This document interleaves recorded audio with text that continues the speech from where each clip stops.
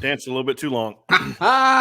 Hey, everybody. What is crack-a-lackin'? It is Friday afternoon, and it is Irish Breakdown Podcast. I'm Vince D'Addario. I am the football analyst here at irishbreakdown.com. And with me, as always, is that guy. That is Brian Driscoll. He is the publisher at irishbreakdown.com. Yeah. And it says it right down there. It is the Friday free-for-all mailbag, baby. Best day of the week. I've said it before. I'll say it again. I can't wait. And I'm here not for the hour. I'm here for a little while longer, baby. When you see the bright fluorescent green background, you know it's good. Time to roll. That's right. That's absolutely correct. So I'm fired up, man. I'm fired. I get to stick around a little bit longer today. So let's just jump right in, Brian, unless you've got something you want to share with the folks. There's a couple things, Vince. I don't think I can start a show off with anything better than this from Mark Kramer. Best podcast I've ever watched. My favorite show that I can listen to while I'm driving my semi. Go Irish. That's awesome. I thank you, Mark, for that very, very much. That's awesome. I tend to agree. I think it is, but I'm biased. Yeah. Anthony Solomon, I'm looking forward to another great show. Absolutely. And, we are too. We are too. So get those questions flying in. Just, I'm like, bring it. Okay. Well, I think we need to start off with this comment from Jacob. I think he makes a really good point here. He says, more of a comment, but I really hope the coaching staff can see how well Jack Cohn and the offense plays when it's 5 wide with tempo. Less time to think, just quick, effective passing. Could not agree more. And I'm actually working on an analysis of that right now. I'm going through right now. So what I've been doing before the show today, I'm going to do it later today. I got one really important project, Vince, that I've got to get done before yes, you do. I get to that. But I started it a little bit earlier. I kind of took a break because I have another project that is kind of time sensitive I need to get to. But I started kind of going through the games and, what is his success in 11 personnel versus 12 personnel, tight formations versus spread formations. And, I go back to the first series against Florida State. First play of the game, Notre Dame goes empty, right? Mm-hmm. The 4th and 1, the 4th and 1 touchdown pass to Michael Mayer. They were in 11 personnel, but it was a free release by Kyron Williams straight out of the backfield, 5 release, and he catches it, makes a read, bam, touchdown. And we've seen that time and time again. But then they get into this insistence of needing to, this obsession with we've got to establish the run, and we've got to establish the run in a way that takes away from our pass game. Yeah, and that's kind of what we've talked about. If they're going to ride Jack Cohn. Right. They need to use this bye week to say, how can we build this offense around what Jack Cohn does best? If they're not willing to do that, right, just ride the Tyler Buckner horse, right? And live with the mistakes. Don't go purple-faced every time he makes a mistake because the kid hasn't played football in 2 freaking years. You're right, exactly. Accept it, deal with it, because if that's who you want to be, if you're so dead set on running the football that you're willing to sacrifice actually being successful on offense, then ride Tyler Buckner and build for next year. I think that's a foolish decision. It's not what I would do, but at least do it. Don't be all in with it. Yeah. Don't keep putting Jack Cohn out there in position to fail. That's my issue, is they're putting Jack Cohn in position to fail. Sure. And that's got to change. So if you're going to ride Jack Cohn, and look, to me, that's what they should do because they're 5-1. If you look at the schedule of the 13 teams ranked ahead of Notre Dame in the AP poll, there's a lot of games where they all got to play each other. Exactly. You know, so I'm not talking playoff right now, but like New Year's 6, 11-1 season. That's all very much on the table. Bowl game. And then maybe you backdoor your way into the playoff and you're hot and who knows? Right. But right now it's about you've got to establish the right culture, and that includes going out and winning right now. And I believe if you're serious about winning right now, Jack Cohn needs to be your quarterback and you need to build the offense around him. If not, then do the Tyler Buckner, Drew Pine thing. Right. Just ride those two. Start Drew and let Tyler rotate in, or just start Tyler and have Drew ready to come in if you need to. But you can't keep putting Jack Cohn in these situations. Otherwise, he's going to struggle. And I think Jacob absolutely nails it. Well, and I think that, Notre Dame, they tried to bring as many people into the box to protect Jack Cohn because of the offensive line. And I think it did the opposite. I think it hurt them more than it helped them. And so I think taking those guys out, spreading them out, and giving Jack Cohn options, I think actually helps him more. And, of course, it doesn't hurt that the offensive line has played a little bit better up until this point. Right. But I think that they almost needed to go with the opposite philosophy that they were going with originally, right? Or they're trying to protect him because of the lack of protection. That's why I've said you have to reverse engineer your offense. Yeah, that's why I keep saying that. And look, does this mean they just go 5 wide every snap? No, I'm not saying that. Does this mean they can never go 12 personnel? No. Does this mean they can't ever go under center? No, I'm not saying any of those things. Right. But what I'm saying is your foundation needs to be built around going with a little quicker tempo, right? Getting the ball out quickly, spreading the field. Look, does that mean they can't 7-man protect from time to time? I'm not saying that. But what'll happen is if you build the offense from the outside in, then like you said, Vince, you protect your offensive line more. And then now when you throw your 12 personnel out there or you do different things like that, you are now more – it's now more of a wrinkle that maybe teams don't have as much preparation for. So than the norm. It's one of many things that needs to happen. And look, here's some other things you can do to protect your offensive line: screens, reverses, jets, to 2 of the more dynamic offensive players in the country, just from a pure speed standpoint, and use them. Yeah, that's another thing is right now the Notre Dame step. People want to say, well, why does Jeff Quinn struggle as an O-line coach? Why is this offense underachieved? They have 9 – because there's a lot of people that say it's about recruiting. There are 9 top 9 4-star players and a 5-star player in Notre Dame's starting lineup. When they put Tyler Buckner in the game, that goes to 10-1, right? No, it's 8 4-stars, 1 5-star, and then Jack Cohn and Cade Madden were neither. When they put Tyler Buckner in the game, it then goes to 9-1. There are 6 or 7 top 100 recruits either in the lineup or part of the rotation. Has anyone Notre Dame played so far have anything close to that from a recruiting standpoint? No. Nope. So it's not, my stance on recruiting rankings, but like whatever metric you use, this team has a lot of talent. The problem is that they are so focused on this is Vince, I think you'll agree with me on this. I would imagine it's this way at the high school level too, but it's definitely this way the higher you get up in the business. There are too many coaches that are obsessed with showing how smart they are. And they're focused on scheme as opposed to let's let my guys go out there and use their talent. And so these are the past concepts I like. Talent be damned. This is what we're rolling with, as opposed to, you know what? We don't have the line to do what I want to do throwing a football. So what can we do to make sure that our playmakers are getting the ball in space and allowed to go let our athletes be athletes? They don't change that, then honestly, at the end of the day, nothing's going to change for this football team. Yeah, could not agree more. Absolutely. Okay, let's see here. And I threw up John's comment here for those who aren't watching this. It says, I don't care who the QB is, just have them ready. Not sure how they are splitting reps, but it's got to be hard going halvesies. No question. That's the other thing. Gotta pick somebody. Pick your guy. Yeah. Because if you don't, and you keep trying to do this 2-3 quarterback thing, then none of them are going to be good enough to win. Right. And you can go beat them. Let's be honest. Virginia Tech's a good football team. They're not an elite football team. No. Notre Dame has played one really good top 25, legitimate top 25 all team all year, and that team beat them by 11 on their home field. Yep. Right. And they don't have a legitimate top 25 team left on their schedule. They're just going to go out talent people the rest of the season, but I don't want them to just out talent people. I want them to play great football and dominate people to the level that they of the potential that this football team has. Jacob says, I know we're only halfway through the year, but who do you see returning next year? I think a lot of skill guys could look to come back, making this team very dangerous. I think there's a lot of question marks still out there, and a lot of it depends on what the second half of the season, I think, looks like. You're right. Only halfway there. It's hard to make these kind of predictions, but I think Kevin Austin should come back. I think Braden Lindsey should come back, but with with both of their injury histories, I think it puts it up in the air. But I think each one of them could use another year of seasoning. Kevin Austin could fly up draft boards if he can come back and have a really good season. I don't know how draftable Braden Lindsey is at this point. And I don't know if coming back is going to help him with that.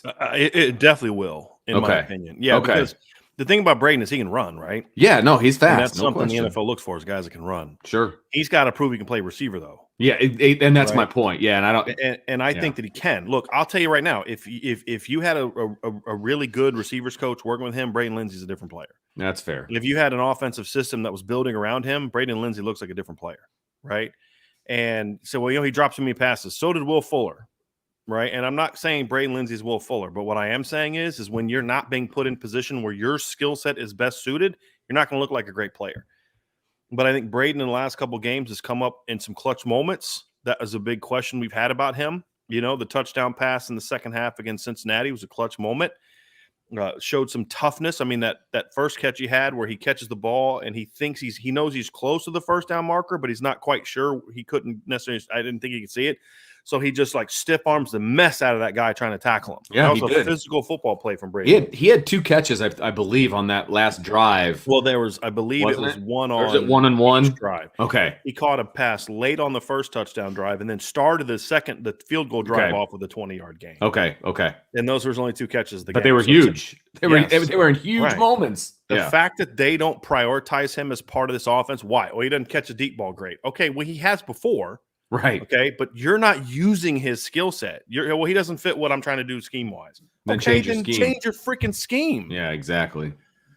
So, again, that's my issue there with Braden Lindsey. Does Avery have a year left? That's one of those interesting ones. I believe so. Based on COVID, he could come back. Okay. Because he redshirted in 2017, and this would have been his 5th year. Well, technically, last year didn't count. Right.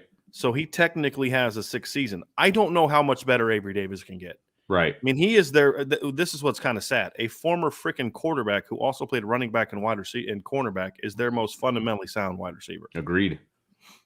Yeah, agreed. Again, he comes from a position that understands you have to be fundamentally sound to be successful. I don't know how much more Avery Davis can prove. Okay. To be honest with you. Like Lugg and Patterson. I don't see Patterson coming back, and Lugg. I don't know if I'd bring him back if I'm Notre Dame. Okay, because knowing Notre Dame and their obsession with experience, maybe by his 6th year they'll consider him not part of a young line anymore. But sorry, couldn't help myself. But to me, I think Josh Lugg kind of is what he is. He fundamentally can get better, right? With a better coach, Josh Lugg would be a much better player. But I just feel like, are you stunting the development of guys like Joe Alt and Tosh Baker and I'm drawing a Blake Fisher? Are you stunting the growth of those guys by bringing a Josh Lugg back? And then, okay, well, you move him into guard. Okay, well, what does that do for Rocco Spindler and Andrew Kristofic and Quinn Carroll and those kind of guys? Sure. So I don't know if I would do that. I think what's going to be really interesting about all these, Jarrett Patterson, I don't see a scenario in which he comes back unless maybe there's a big coaching change and that new coach can convince him what he can do for him. Okay. But that's going to require Brian Kelly to be super proactive the moment the season is over with. Right. Because by that time, usually guys have their decisions made. By the time the bowl game's over, Jarrett Patterson's probably going to have a decision made. Because they're usually making their decision after the regular season and before the bowl game. I mean, realistically. Right. I don't see a scenario. I mean, as many games as Jarrett Patterson has played at Notre Dame, I don't see anybody saying, well, let me just see you play one more game in the bowl. Yeah. I don't see that. So they're going to have to try to do something to convince him. Sure. All my sources as of right now have said that Jarrett Patterson probably won't be back next year. Okay. Then you look at. I think that's all for offense, right? Then there's, does George Takis come back for a 5th season? Will they want him back? Will he want to come back for a 5th season? Behind Michael Mayer, because Michael Mayer has to come back. Not even that, but it's just like, and how about, in theory, a 12 personnel tight end group at Notre Dame would have enough opportunities for both of them, but that's just not who Notre Dame is, unfortunately. Right. So if I'm George Takis, I'm like, I could go to some other school, pick a Southern school, closer, or Indiana, or Purdue, or because he also has family in Indiana. He actually was born in Indiana, but his family's in Florida now. But I'd rather go somewhere like that where I know I'm going to get a chance to actually catch the football and put myself on display for the next level. I think he looks hard. I think he looks hard at the transfer portal. I would if I were him. Yeah, I absolutely would if I were him. Where he can be the featured tight end. Right. I would if I were him. He's a good player. He's a good player, and he can raise his stock by going somewhere and being featured, as opposed to being second fiddle to the greatest tight end in the country. Yeah, and I was proud of him on Saturday night. I'm not going to lie to you, because your stud is down and you needed somebody to step up. And George played good football. Yeah. The ball only came his way once. He had his best blocking game of the season. You're absolutely right. And the ball only came to him once, but he caught it. And it was a pretty important part of the game, and he made the catch. Well, he got open, first of all. Right. And he made the catch. So, I think when I look at it defensively, I think Kyle Hamilton's gone. Jason Ademilo's gone. He won't come back. I don't see him coming back. Do you think Justin comes back? Yes. Okay. Yeah, he'll need another year for sure. He's not, and he'll be, Myron's going to be gone. Kurt's going to be gone. Drew White, I would imagine, is going to be gone. Technically he could come back. Foskey's the big wild card right now. I think it depends on how the second half of his season goes. Okay. If he keeps playing the way he's playing now, I could see a scenario in which he is gone. My sources are he's kind of torn, but not thinking about it a whole lot right now. That's the other thing too, is a lot of these kids aren't really thinking about that. Like they have their opinion of where they are beginning of the season. And once the season starts, it's kind of focus on trying to go win some football games. But I think he'll be the one underclassman that'll be the biggest, if you're Notre Dame. Right. I don't think there's anything else for Jason Ademilola to prove. I think he's been a 4-year regular in the rotation. He's been good whenever he's got an opportunity, and this year he's been outstanding. And from what I'm told, it's a decent D-tackle draft class, but not a great one. And I think with the injury history he's had, if he can remain healthy the second half of the year, I would not risk it. I think he's a day 2 pick right now. That is still ascending. And if he can finish the season second, third round, if he can finish the season the way he started it, then he's still undersized when it comes to, don't you think, from a height and reach standpoint? From a weight standpoint. But again, it's just the way that the NFL is right now. You're seeing more and more of those 285-pound guys like Jonathan Allen for Washington. You look at Aaron Darnold, guys like that, where you're getting more of these quick penetrators that can rush the quarterback. And the thing about Jason too is what this season has done for him is this is showing we haven't seen a ton of it, but 3-4 teams are going to be more intrigued by him now too, because he has played some on the edge. Sure. Now I would like to see them let him rush the quarterback a little bit more from there. That's why I say put him on the edge and bring Foskey inside on some third downs, to get those quick right up the middle, long guy right in your face type of situations would be something I think would benefit the defense, but also benefit Jason. I think Tariq Bracy, to me, I don't see him coming back. That's my next one. Yeah. I don't see Shane. I wouldn't bring Shane Simon back. I'd consider Bo Bauer, but I wouldn't promise him the Mike job, because honestly, I would not start him next year. If Maris is healthy, I'd have JD at Mike and Maris at Will. I agree with you 100%. Yep. Is Bo Bauer okay with that? Yeah. Do you still want to be the nickel guy? Right. Yeah. Right. So those are all questions. So there's going to be a lot of questions that have to be determined. And a lot of it's going to happen, as Jacob said, by what happens in the next 6 games. Yep. Could not agree more. Okay. Eric has a 2-parter here. Here's the first part. Happy Friday, guys. Few questions. Any news on the altercation with Brian Kelly at the Virginia Tech game? Some recruiting questions. What recruits are coming to the USC game that have your interest and need to have a good visit? Have you seen or heard of the new wide receiver offer to Wesley Grimes? And with this new wide receiver offer, is Bradshaw basically off of the table for Notre Dame, or is he coming to a game this year for a visit? There's a lot going on there. I don't know what altercation with BK you're referring to. So you're going to have to let me know of that one. If you're referring to what I've put on the message board, I have never said that involved Brian Kelly. And we'll leave that there for now. I'm not sure what you're referring to. In regards to visits, I think there's 3 huge visits next weekend in the 2022 class. That's Anthony Lucas, that is Hero Kanu, and that is Xavier Nwankpa. And I think Notre Dame is in the game with all of them. But right now, other programs are sort of trending a little faster than Notre Dame is. This visit is going to be a make or break for Notre Dame with all 3 of those kids. They have to absolutely knock it out of the park with all 3 of them. I know that Iowa's the hot team for Nwankpa. Part of that is because he's been there more recently. It's an in-state school. There's a lot of pressure on him to stay the in-state because they're actually having a good year, which they every 6 or 7 years, Iowa will have a really good year. And it's a lot of mediocre in between. Last time was 2015, if you remember correctly, where they were undefeated the whole regular season and then lost to Michigan State in the Big Ten championship game and then got destroyed by Stanford in the Rose Bowl, if you remember that, in 2015. That game was over by like midway through the second quarter.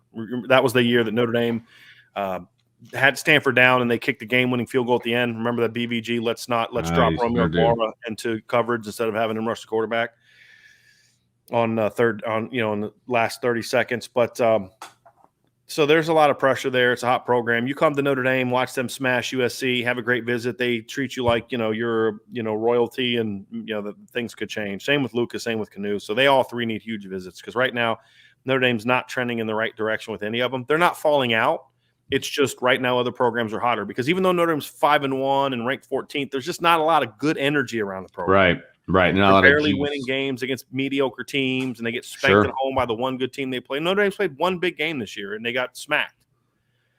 And so, there's just not a lot of energy right now. And so they need to fix that on and off the field, in my opinion. The third part of your question, which is the second part of the question, is yes, I have watched Wesley Grimes. He is a wide receiver from North Carolina that Notre Dame offered yesterday. It does not mean that Xavier Bradshaw is off the board. I had a conversation about him with somebody 2 days ago, and he's still on the board. But the reality is this: Wesley Grimes is around 6'2". Xavier Bradshaw is about 5'11". What does Notre Dame want at wide receiver? They have no value. I mean, look at how they use Braden Lindsey. I mean, if you're not willing to use Braden Lindsey, then clearly you have no value in short, fast receivers that can do things after the catch. It has become blatantly obvious these last two seasons that Notre Dame's desire at wide receiver is to put tall guys on the field for the most part. Avery Davis has settled in that slot position, but even him, he's a vertical player. When was the last time you saw Avery Davis do anything other than run a route and catch a ball down the field? That's just what they want. I mean, CJ Williams, who's like 6'2", almost 200 pounds, they've talked to about being a slot at Notre Dame. They want him to play in the slot. They're not saying, hey, Avery's been really good. Let's go find another guy like Avery Davis. Nope. That's not what they want. And it is what it is. I don't understand it. But that's who this staff is. Yep. I mean, it's not going to change until the staff changes. So correct. It's not so much that Xavier Bradshaw's off the table. It's just that, and Wesley Grimes is committed to Wake Forest. I mean, if you were a wide receiver and you were from North Carolina and you were committed to Wake Forest, this is going to sound nuts, but would you want to go to Notre Dame right now over Wake Forest? I mean, Wake Forest is averaging 270 passing yards a game right now. They're undefeated and ranked higher, I believe, than Notre Dame, or at least they should be. So I don't know if it's a given that they'd even be able to flip that kid, even if they were able to make a push for him. So, it's going to be interesting. Hey, there's a couple super chats down if you want to travel down the road. Yeah, real quick, this is why I laugh at people who say, like, oh, it's about talent. I'm watching Wake Forest this year, Vince. Wake Forest is 6-0. They blasted Florida State. They blasted Virginia on the road. They've had some really good wins. They're averaging 8.5 passing yards per play against Power 5 opponents. In their last 4 games against all ACC opponents, one of which Notre Dame played, they've gone 8.4, 9.3, 8.1, and 10.3 yards per pass attempt with Sam Hartman. Does anyone want to argue that Sam Hartman's better than the kids Notre Dame has? Does anyone want to tell me that the receivers at Wake Forest are better talents than the kids Notre Dame has? Or is it a scheme built around getting your athletes the football in space? Just saying. What was your question, Vince? Super chats, right? Super chats, yeah. Can you go down and grab them? There's 2 of them down there. Yes, let me see. Let me find the first one. I did see those pop up. Let's scroll right. Here we go from Craig Sebring. There you go. All right, Craig, thank you very much for the super chat. Really appreciate it. He says, hey, guys, love the show. If we finish 11-1, could we get screwed out of a New Year's 6 bowl game? No. I don't think so. I really don't. There's no bowl game trying to screw Notre Dame out of being there. See, and here's the thing. The New Year's 6 is all about ratings, okay? New Year's, they don't care the outcome of the New Year's 6 games. Nobody cares. They care about moolah, and what is Notre Dame going to bring? They're going to bring the moolah. So the New Year's 6, if Notre Dame's 11-1, the New Year's 6 bowls who have access to Notre Dame will be tripping over themselves to get them into one of those games. That's how I feel about an 11-1 Notre Dame team. Yes, so, and the way this season is going, who's going to have less than one loss? Right. It's going to be like the 4 playoff teams. That's it. That's going to be it. That's it. Yeah, absolutely. So, look, there's a lot of instances where I have come to realize that there's an anti Notre Dame sentiment. There's one at ESPN. There's one amongst national outlets. There is not one when it comes to college football playoff. No. Notre Dame has been good. I mean, whether it was 2015, 2017, obviously 2018, 2020. There was a lot of people in the media that thought after Notre Dame lost to Clemson last year that they shouldn't have been in the playoff. The playoff committee disagreed. Yeah. The playoff committee has been very pro Notre Dame, and I believe they're the ones that determine those games also. Ooh, that's a really good point. And so, but also they're doing it with the mindset of, yes, let's make sure we're getting good matchups. Absolutely. And those type of things. Because again, if you're not in the playoff, it's really about creating the best matchups that are going to create the greatest revenue. Mm-hmm. Not the greatest game, the greatest revenue. Which could be the greatest game, but they want the revenue. That's if it's 2 lesser known teams, they want the better game. If it is about the money, they're going to get the bigger names, even if the game on the field isn't the best that it could possibly be. So that's to be understood for sure. Yeah, there is one more. One more. Yeah. So Clayton. Yeah, go ahead, Vince. Thanks, Clayton. Really appreciate it. What can you in good conscience divulge about the fight amongst the coaches last Saturday? Everyone is being hush-hush and makes me have questions. There's not a whole lot I'm willing to divulge on this because I haven't been given any information on who it was. Right. So, and I've reached out to my sources too, and I've just gotten kind of LOLs. Yeah. It wasn't me. Right. Kind of stuff. And right. Yeah. There's all a reason. I'll say is what I saw. Right. Okay. What I saw with my own eyes. I saw a named staff member in a blue shirt. Now, the reason I say that, and coach, I believe it was a coach, but I'm not going to say who because everyone, like strength staff, get back coach, they were all wearing blue shirts. I saw someone on the field after Kyron Williams got targeted. Another coach went up, and what you're supposed to do when another coach is on the field, they grabbed that coach to try to pull him back, and that coach swung around in a manner in which his arm kind of swung as if like, get off me, not a swing like a punch. It wasn't that. It was more of a, roundhouse, like get off me kind of swing, right? When you're like a little kid and somebody grabs your shirt and you swing around and you're trying to hit them off of you. That's what it was. It appeared words were said and the coach that was on the field went kind of after the other coach. They met on the sideline and all of a sudden a mass of blue shirts just convened on that and pulled them apart. That's what I saw. There's a reason I haven't said names because that would be incredibly irresponsible to say, I think it was Brian Kelly or Jeff Quinn. That's a brush fire waiting to happen. It'd be unfair. It'd be irresponsible to say who I thought it was. I know who I think it was. but and again, I should have named like Brian Polian. I'm trying to think of everyone on the sideline, right? Mike Mickens, Lance Taylor. I'm trying to think. I'm not saying it was any of them because I don't know. I was on the far side of the stadium up top in the press box. I couldn't see who it was from that far away. And the people that I've talked to have either said they didn't see it or they don't know who it was or they just like, emotions get high. My takeaways from it are, number one, whoever did the swinging needs to get severely, severely reprimanded by whoever their superior is, because I am all about it was an intense moment and an intense game and emotions were high. I get it. I've been on games where I'm the one with another coach and we're kind of jawing at each other. You can't do that in front of your team. You can't. Right. You can't basically swing on another person and then go at each other on the sideline in the middle of a game.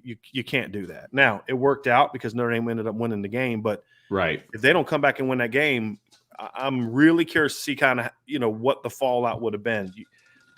Part of me wants to just chalk it up to, look, it was an emotional week. Yeah. And there was a lot of anger and frustration. I mean, Brian Kelly's sensitivity post-game tells me that the coaches were all in their feelings all week about, the fans aren't coming and the media's mean to us and nobody appreciates us. And and clearly there's a lot of emotions, and that creates an environment in which you're going to be really heightened emotionally. And that was an intense moment. They were down 8, things weren't going their way, and that stuff can happen from time to time. It can, but it also doesn't mean that it should go without being dealt with. Agreed. And that's where I'm at, because you just, I mean, so then what happens if a player does that? Right. Exactly. Right. What happens if somebody comes up behind another player and grabs him, and he turns around, swings like that, and goes after somebody? I mean, you're gonna take that? You gonna tolerate that, or you just say, emotions were high, it's all good, no big deal? Right. Yep. So it's how parents should operate in front of their kids. I mean, that's basically, you're setting the example for your players and how they should act. Right. Just like a parent's actions set the example for how their children should act. It should involve something like a apology to the team. I don't care if they get it out publicly. I don't. It's not that could be internal. Big of a deal. Right. Absolutely. It's not that big of a deal. Right. In regards to, like, when I say consequences, I'm not talking about people need to be fired. I'm not talking about that. But it's more of a stern accountability, butt chewing, yeah, by whoever the superior of that person is. Right. And then there needs to be an apology to the team. When I say public apology, I'm referring to the team. And when they get back, and maybe it's already happened. I don't know. I don't think it's happened, because there's still a lot of people that are like, I don't know what you're talking about. So I don't think it has happened. But when they come back, there needs to be hey, look, we set a bad example for you guys. That's on us. I apologize to Coach so-and-so. We're good. It was an intense emotion, but hey, here's the deal. It's not okay. Because if you just let it go, then what message does that send to your players? Well, things fester too. Right. I mean, yeah, absolutely. Right. Okay. QKibs97 appreciated talking about the younger generation of ND fans with you, Brian. Quick question. What's worse, the O-line or BK's sense of humor? His jokes need to be executed. So first of all, I would have to say that his humor is worse, because the offensive line has been terrible this year. There's been some other years they weren't as good, but there's also been some good years in the offensive line. His jokes have been bad since, when did he get hired at Notre Dame? 2009. That day. So, he's not funny. He doesn't deliver jokes well. Like his execution comment, it didn't bother me because I knew where it came from. Right. It didn't bother me either. The delivery was terrible. He's not advocating for executing his players. He's just not funny. And a lot of his jokes tend to be clearly staged. Like he's thought about it, as opposed to kind of spur of the moment being fun and lighthearted. And it's just not funny. Yeah. So, but he's not paid, I've heard anywhere from $4.5 to $7 million, depending on who you talk to be funny. He's paid to win football games. He could be the least funny guy in the world. I don't care. I'm not paying to see him do stand-up. Right. And if he wins every game and wins a title, he can say all the stupid, corny jokes he wants to. Yep. I don't care. Yep. It's about winning games to me. But Q Kibbs is got an interesting take, because he reached out to me on a DM, and he's talked about the difference in younger fans and older fans.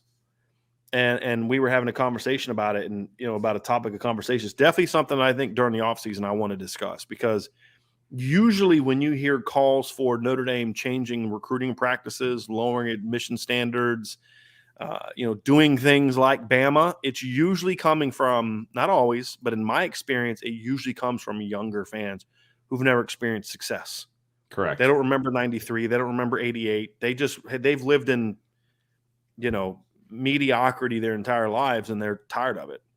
And they don't realize that, Notre Dame did recruit, did win the right way during an era when it was, people say, well, it's dirtier now. Have you watched Pony XS on ESPN? Right? Have you heard about Eric Dickerson and his Trans Am? Okay. Like, trust me, dudes would be so involved. Much easier back in the day to fly under the radar. Oh my gosh, yes. With some of this stuff. Go watch the because I'll tell you, look, I hate ESPN in so many ways, but the thing they do phenomenal is those documentaries. Those 30 for 30s. Oh, those are so good. Yeah. And like the one they did on like Marcus Dupree. Don't tell me that, you know what I mean? Like, and SMU only got in trouble because they were SMU, not Texas or Oklahoma. Yeah. Like, you're not allowed to do that. We're the only ones allowed to do that. Right. Exactly. And they just did it so flamboyantly, but I mean, going all about it. And and yet Notre Dame was still able to get big-time recruits and put together number one classes and win championships. And so it is a really a unique dynamic, a real unique dynamic when you look at the younger. Not all are that way, but it is really interesting. Because I think about this, if I was born 5 years later than I was, and I was 10 years old in 1995 instead of 1988, what would my view of Notre Dame be right now? I've often thought about that because I'd have been too young to remember 88. I'd have been like 5 years old, right? I would have remembered 88, and I'd have barely remembered 93. Yeah, yeah. That's a really good point because I don't remember 88 at all. But I remember 93. And I remember being right there. I know you and I have talked. You remember the couple years prior to that with like Bettis and Brooks when Notre Dame was down, they were still a top 10 team. Absolutely. Yeah. But I do not remember 88 because I was 7, and my family, I didn't come from a good, big athletic, like supporting family. So I kind of had to find it on my own, and it took a little bit. So we do have another super chat. Yes, Brian, Felix Fournier says, I'm 39. Am I still young? Sure hope Notre Dame keeps their standards high.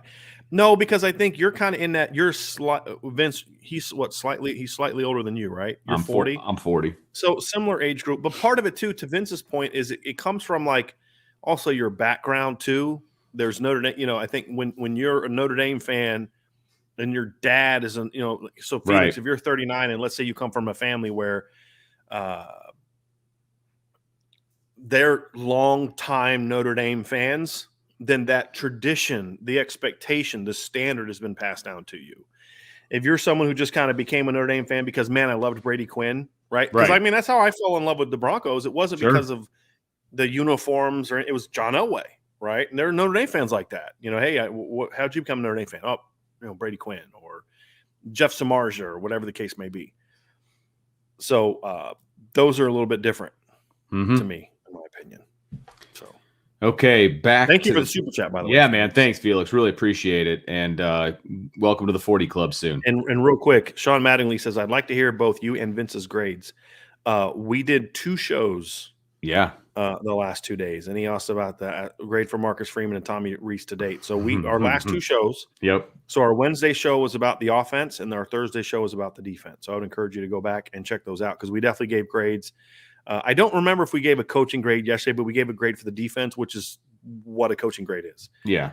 Yep. And we definitely gave one for the offense. I was asking for like my transcripts. I don't know if I wanted to divulge those. John A1 says, happy Friday, IB. Where would you rank the Notre Dame defensive line against the others midway through the season? Have they met your expectations? This is an interesting one. Yeah, we talked a little bit about this yesterday. Yeah, we did. So for me, I gave them a B+ because they've been really good, but I think they can be better because my expectations were so high. But I've watched a lot of college football this year, and I can't name you 10 better defensive lines than Notre Dame's. I can't. There are some, and Georgia's has been pretty freaking good. Clemson's has been pretty good. The Notre Dame defensive line has been really good. I would probably say, again, I haven't studied everyone the way that I've studied Notre Dame's, but I'd be shocked if they're not in that 5 to 10 range, in my opinion. So that would be where I would stack them up against other teams. There's no one great individual like, oh my gosh, he's a top 10 pick right now. Foskey can maybe be that down the road, maybe.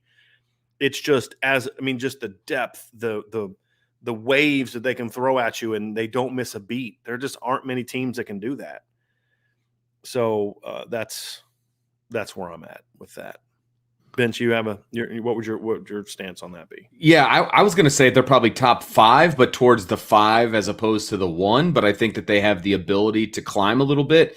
But from what I've actually seen with my own eyes, because you watch more college football than I do, I mean, the Georgia D-line is just sick. They're really, really, really, really good. Now, I think Notre Dame, their depth is what kind of separates them from a lot of other teams.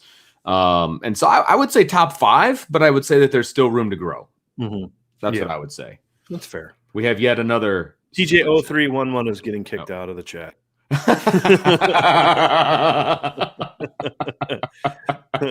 Yeah, man, that's mean. And if you think I'm mad about that, my man John DeCrisio is real mad about that. So he remembers 1966, his favorite team.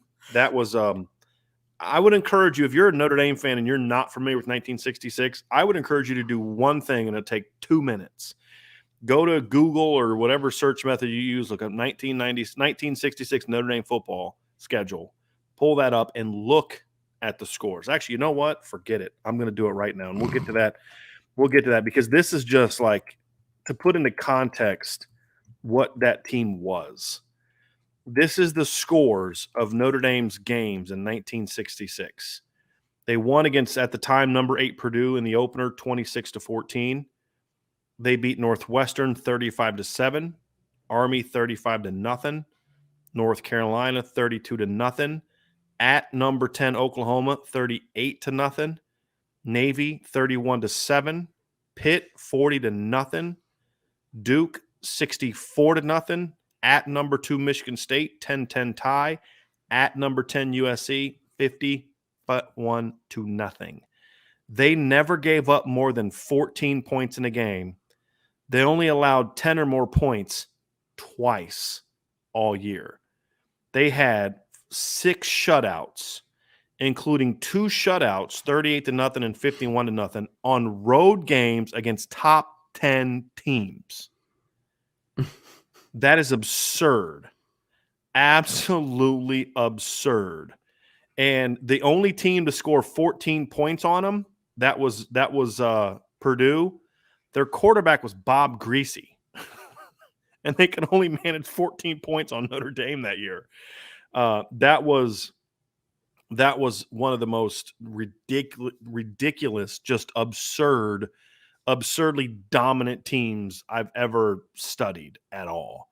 I mean, think about it. From the second game of the year until a November 19 tie on the road against number 2 Michigan State, in which their quarterback was out and their stud running back Nick Eddy got sick before the game. Yep.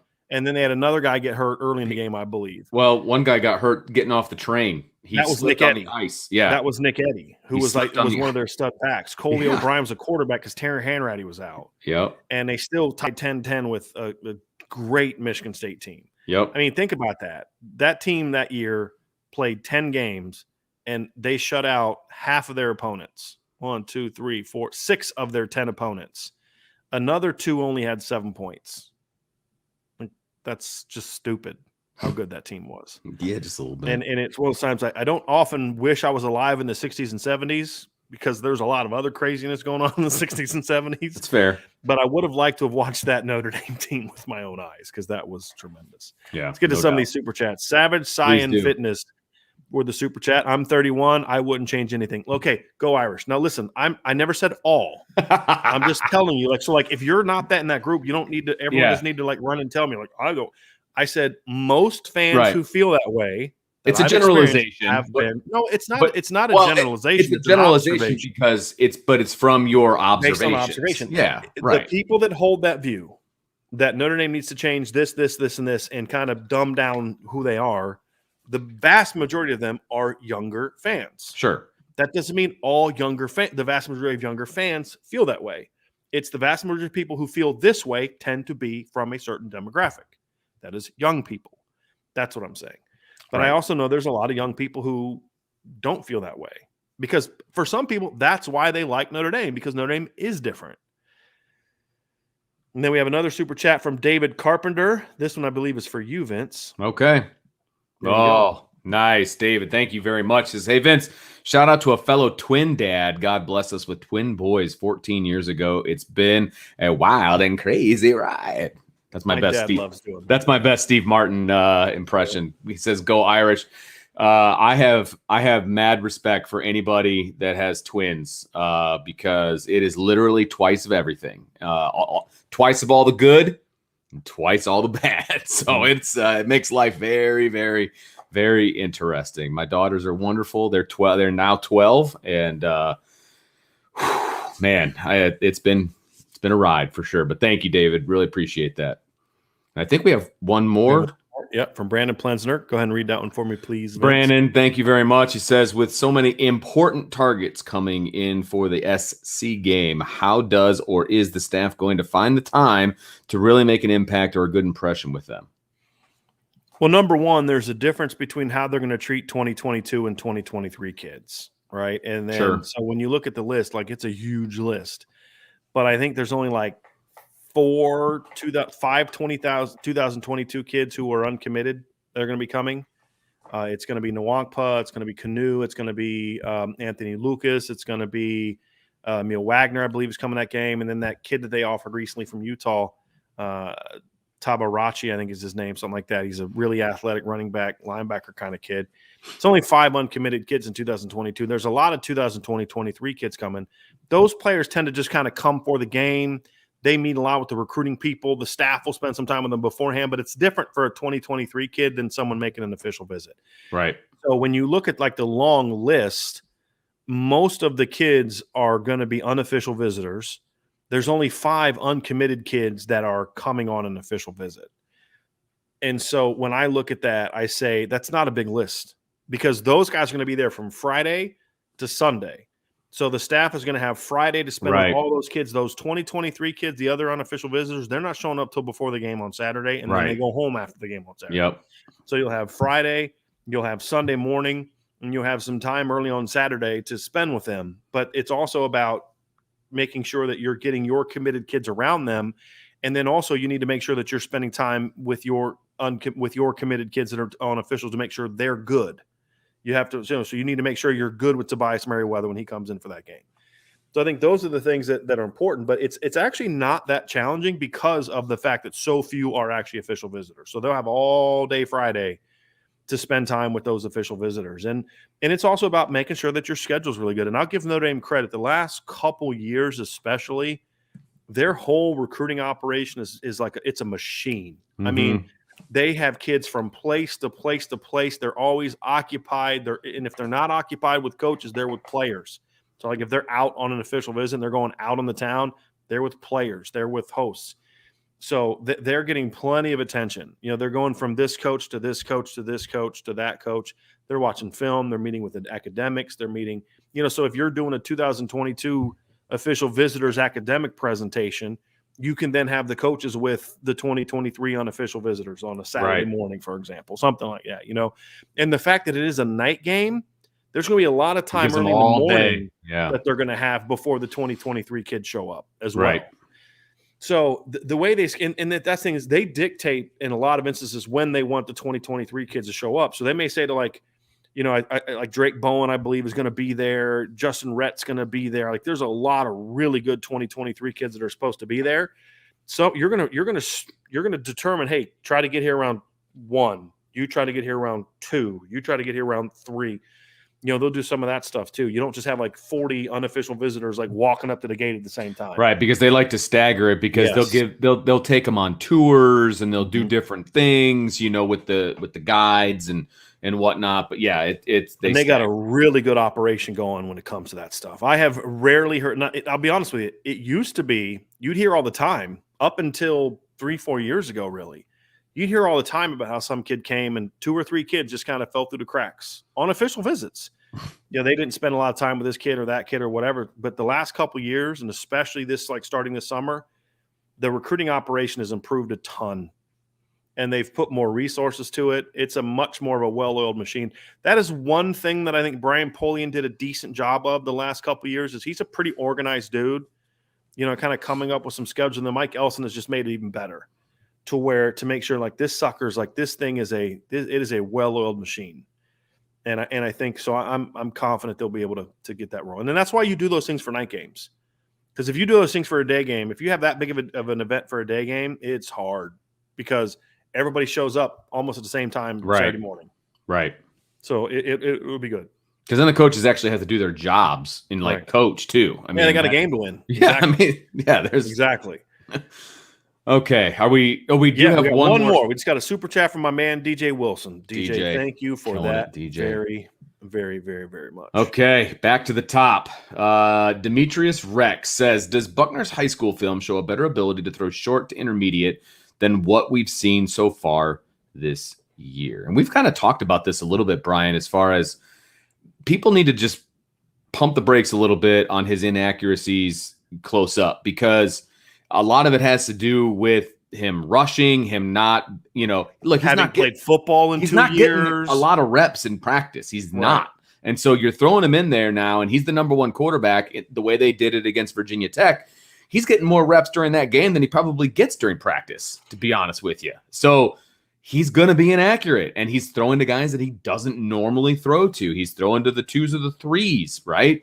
And so that has something to do with it. So there's mechanical issues as well that are, to me, from inexperience, from not having played high school football last year. Look, you can go to all the quarterback coaches you want, and his family gave him a lot of that in the last 2 years. And good on them that they have the resources to do that. And trying to make up for the fact time when he couldn't play football. Exactly. Right? That was smart, and I'm glad they did that. But I don't care if you're going to a quarterback's coach for 5 hours a day for the whole year and a half you were not playing ball. It doesn't prepare you to play football games. And what you're seeing right now with Tyler is you're seeing his timing mechanism on short throws is not where you want it to be. Meaning his when you're a veteran in your rhythm, so like Jack Cohn, we talk about in the quick stuff, when he gets the ball, Jack's on, because his mechanism is bam, bam, bam, catch, throw, accurate, get it out there. Tyler's having a hard time. That when I talk about the throwing mechanism, I'm talking about how your feet, your legs, your core, and your upper body all work together to make one fluid, smooth throwing motion, right? So if I'm teaching quarterbacks, so like, for example, I spent a couple days working with Vince's son a couple summers ago, right? And the first thing you do is you isolate the feet, then you isolate the core, then you isolate the upper body, and you kind of build them all into one, to where at certain times you're just focusing on the one part of it. But the goal is to get them to where all those things are working together quickly. And Tyler's kind of, his feet go and then his arm comes, or his arm is going but his feet haven't got there yet. That's all experiential stuff that comes from when you get into a game and everything speeds up mentally. It's going to throw that stuff off. And that's why I wrote multiple articles this summer. We talked about the summer. Pump the brakes on Tyler Buckner being ready to be the guy as a freshman. I'm thrilled with the experience he's got so far this year. It's going to make him so much better next season. Yes, no question. But Tyler has not played football in 2 years. And this is why we pumped the brakes. This isn't me looking back and saying, gee, I had him ranked high and he's done this. Tyler's done some really impressive things this season. Really impressive things. But as I wrote last week, he's also looked like a true freshman who hasn't played football in 2 years at times. Because he is a true freshman who hasn't played football in 2 years. And the difference is when Trevor Lawrence, for example, took over in 2018, Trevor was getting number one reps that whole year. Because once he took over against Syracuse, Kelly Bryant transferred. And it was all Trevor Lawrence's show. Tyler, how many reps do you think Tyler got running the first team offense last week before the Virginia Tech game? 0. Not many. I would say 0, but I could be wrong. I think he got a little bit, but he didn't get much because it was, Jack Cohn was the starter. When you look at it in the proper context and you look at how he played, if they would have pulled him at halftime, like they probably should have, and say, hey, he gave us a spark, now let's use that to build on it. If they'd have pulled him, we'd be having a completely different conversation now. 5 of 8 for 101 yards and a touchdown, plus another touchdown. I mean, and again, you talk about short throws. He banged a 2nd and 8 completion and a red zone. A touchdown, an 8-yard touchdown on 2 real quick snap it off throws, get it out there. Throws that helped them set up a score. Well, then Virginia Tech makes adjustments. And lo and behold, imagine this, right? Good coaches with talented players like Virginia Tech had on defense are going to be able to figure out answers for a freshman quarterback who was not getting first-team reps throughout the week of practice. Big shocker, right? Yeah. And so to me, I'm very pleased with what I've seen from Tyler so far. Me too. I think some people – and we had this conversation all summer, Vince. We had people saying he should start. And this was the problem. This right here is we knew this day was going to come. When Tyler got in there and didn't look like Trevor Lawrence as a freshman, let's throw him away. This is what we're going to – not throw him. I don't think that's what Demetrius doing, but there are some people that are doing that. Yeah. Where, like, is he not as good? Did he always have these – what problem does he have? The problem he has now is he's a freshman. Right. That's the problem he has now. Yeah. Right? And he's not Caleb Williams, because Caleb Williams, is a different player. He got to play last – you know what I mean? Like, he didn't miss 2 full seasons of high school football like Tyler did. And that's the difference. That's the difference. All right, we got a fun one here from Jacob. And I got 2 out of the 3, but I'm not sure about the third. He says, foot race from the goal line to midfield. Who do you think wins the race? Top 3 finishers. Chris Tyree's number 1. Notre Dame? Yeah. Chris Tyree. I've got Braden Lindsey's number 2, and I don't know who number 3 would be.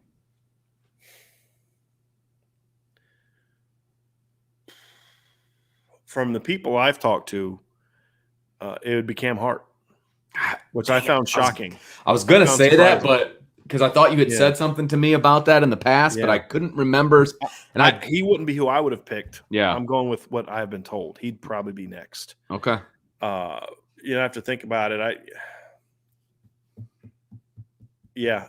I would wonder where Lorenzo Styles would fit into that conversation too. From goal line to midfield, because that's more of an accurate college football sprint. Yeah, absolutely. Yeah, I Tyree and Lindsey, and then either Cam Hart, Styles. Avery Davis has said he's in that top 5 group. I don't know if I'd go there, but yeah, it would Tyree would win, soundly, and then Lindsey would finish second. After that, it'd be a battle for about 3 or 4 other guys for that third spot. That's kind of what I thought too. Okay, cool. John A1, back to the quarterbacks, because we can't get away from quarterback talk. How much ground could Tyler Buckner make in a bye week if they decide to go with him as the number 1? He'd make up a lot of ground in regards to, maybe being able to better handle a larger part of the offense, but he's still going to have similar problems. He's still going to turn the ball over. He's still going to have plays where you're like, what was that? And then your plays are like, whoa, what was that? Right? That's just who he's going to be. Yeah. If you are building for next season, then go with Tyler Buckner. But Notre Dame is not and should not listen to me. Yeah, he shouldn't be the guy right now. He's not ready. And my fear is there's more potential for harm than there is development. Yeah. And Notre Dame is not and should not be playing for next season.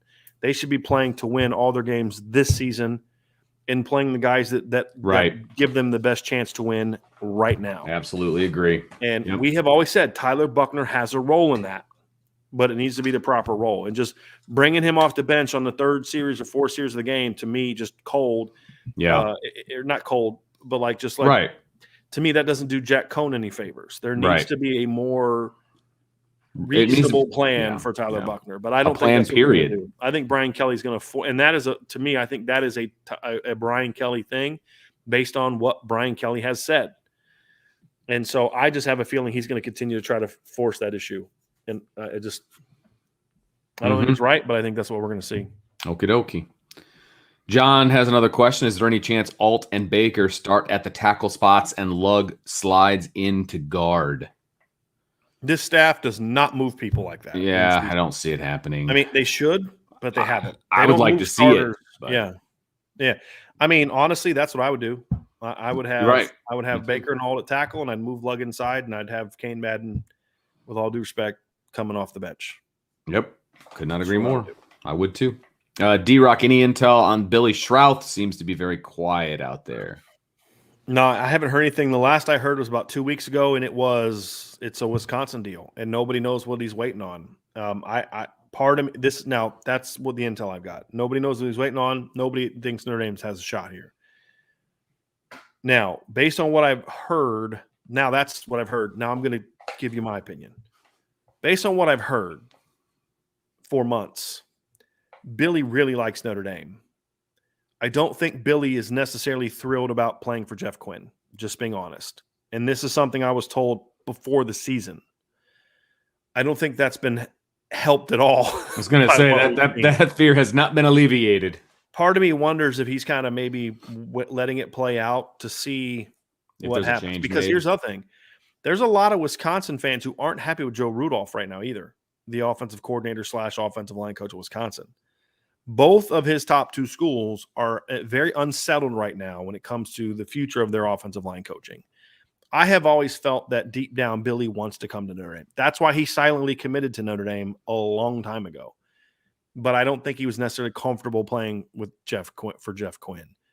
if there is a change, I think that could give Notre Dame an opportunity to get back in there, even if he ends up committing to Wisconsin before that. In the meantime, yeah.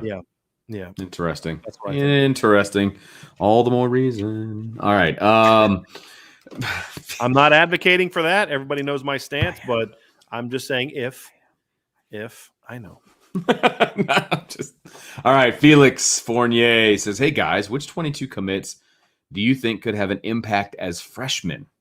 That's a good one. That's a really good one, and I have to hand the baton to you on this one because you know more about this recruiting jargon than I do.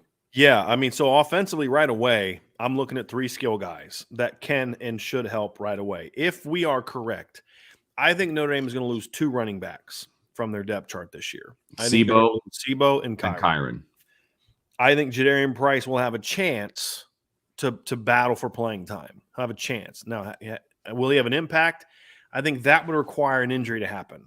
But if you haven't seen Jadarian Price's senior film, when we're done today, go watch it. He's having a and I liked him when they got him. So, he was a top 200 kid to me when they got him. He's playing really well. The 2 receivers absolutely could be impact freshmen, Tobias Merriweather and CJ Williams. Now, I don't know if they're going to be coached well enough by the guy that's going to have them at Notre Dame to be impact players. They may not have a choice based on the numbers that are going to be in the room. Part of that is what we talked about earlier. If Braden Lindsay and Kevin Austin come back, then there's more opportunity to not play them. Sure. Which seems to be the staff's go-to method of operation when it comes to freshman receivers, no matter how good they are. So, because right now, let's be honest, they're basically playing Dion and Lorenzo because they don't have a choice. Yeah. Right. Absolutely. So when you look at those 2 guys, but skill-wise, those guys absolutely can come in and play as freshmen. There's no question about it. Defensively, I have a hard time seeing Tyson Ford not getting on the field next year. I have a very hard time seeing that. I think we're going to see at least one of the corners play a bunch, whether it's Benjamin Morrison, Devin Moore. And I'll say this, Jaden Mickey ranks 3rd on my cornerback list from the standpoint of like upside ranking, just from a recruiting ranking standpoint. But I could see him being the fastest to get on the field. He is one of the most fundamentally sound, tough, smart, plus athletic corners that Notre Dame has signed. Like he is, Vince, you have to watch this film when we're done because I know you haven't had a chance to watch a lot of senior film yet, but you got to watch Jaden Mickey's film. He is a kid that, like, you say, well, who's the nickel going to be next year? It would not shock me if Jaden Mickey's battling for that job next year. He's that advanced. Now, the difference is I think he's going to be much closer to what he's going to end up being as a freshman than other guys will. Sure. But Devin Moore and Benjamin Moore have a chance to play it next year. And, of course, the linebackers. Between Jalen Steed and Josh Burnham, potentially Nolan Ziegler, the Rover depth chart's going to be super thin next year. I could see one of those guys, or if not 2, working into that rotation. So what I have been told by multiple sources is that Marcus Freeman has told all the freshman linebackers, do not come here, or the incoming freshmen. Right. Do not come here thinking you're going to redshirt. We're expecting you to come in here and play. Now, that doesn't necessarily mean starting. That means rotation. That means special teams. You guys are not 5-year players. Right? That's kind of the mantra. Like, you're not a red shirt guy. Like, Nolan Ziegler's the lowest ranked. Nolan's 6'4", 215 and a freak athlete. He just completely outplayed 5-star Drake Bowen when they played against each other early in the season. Nolan is not coming to Notre Dame as an early enrollee thinking, well, this is going to be a fun learn the game, season. No, they're being told by Marcus Freeman, come in and be ready to play. Josh Burnham's being told, come in and be ready to play. Junior Tuialamaka, Jalen Sneed, come in and be ready to play. Now, they're going to have to beat some really talented players out.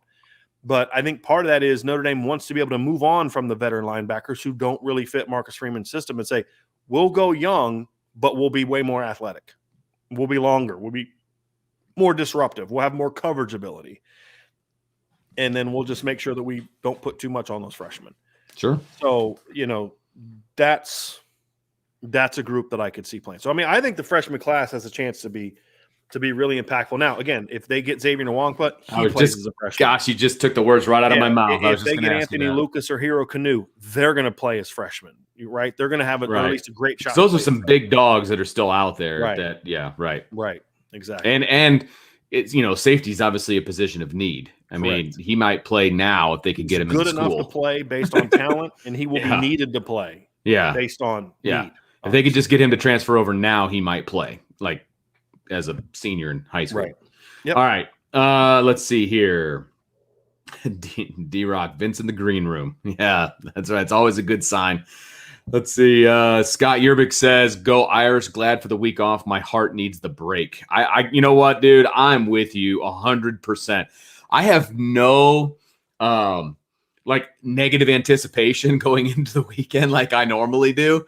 I'm just like, when I was making the predictions last night for the website, it doesn't matter. Okay, yeah, this is what I think is going to happen. Great. No pressure whatsoever. No pressure whatsoever, man. I'm so looking forward to just getting out, watch my kid ref a few games, like hang with the other kids. I am so pumped for tomorrow, and obviously watching some college football. But I'm so ready for a bye too. I'm with you, Scott. Andrew Goss, this is a very loaded question, but he says, "What are your expectations for the next 6 games?" From Pain. Yeah. I expect them to win all 6 games.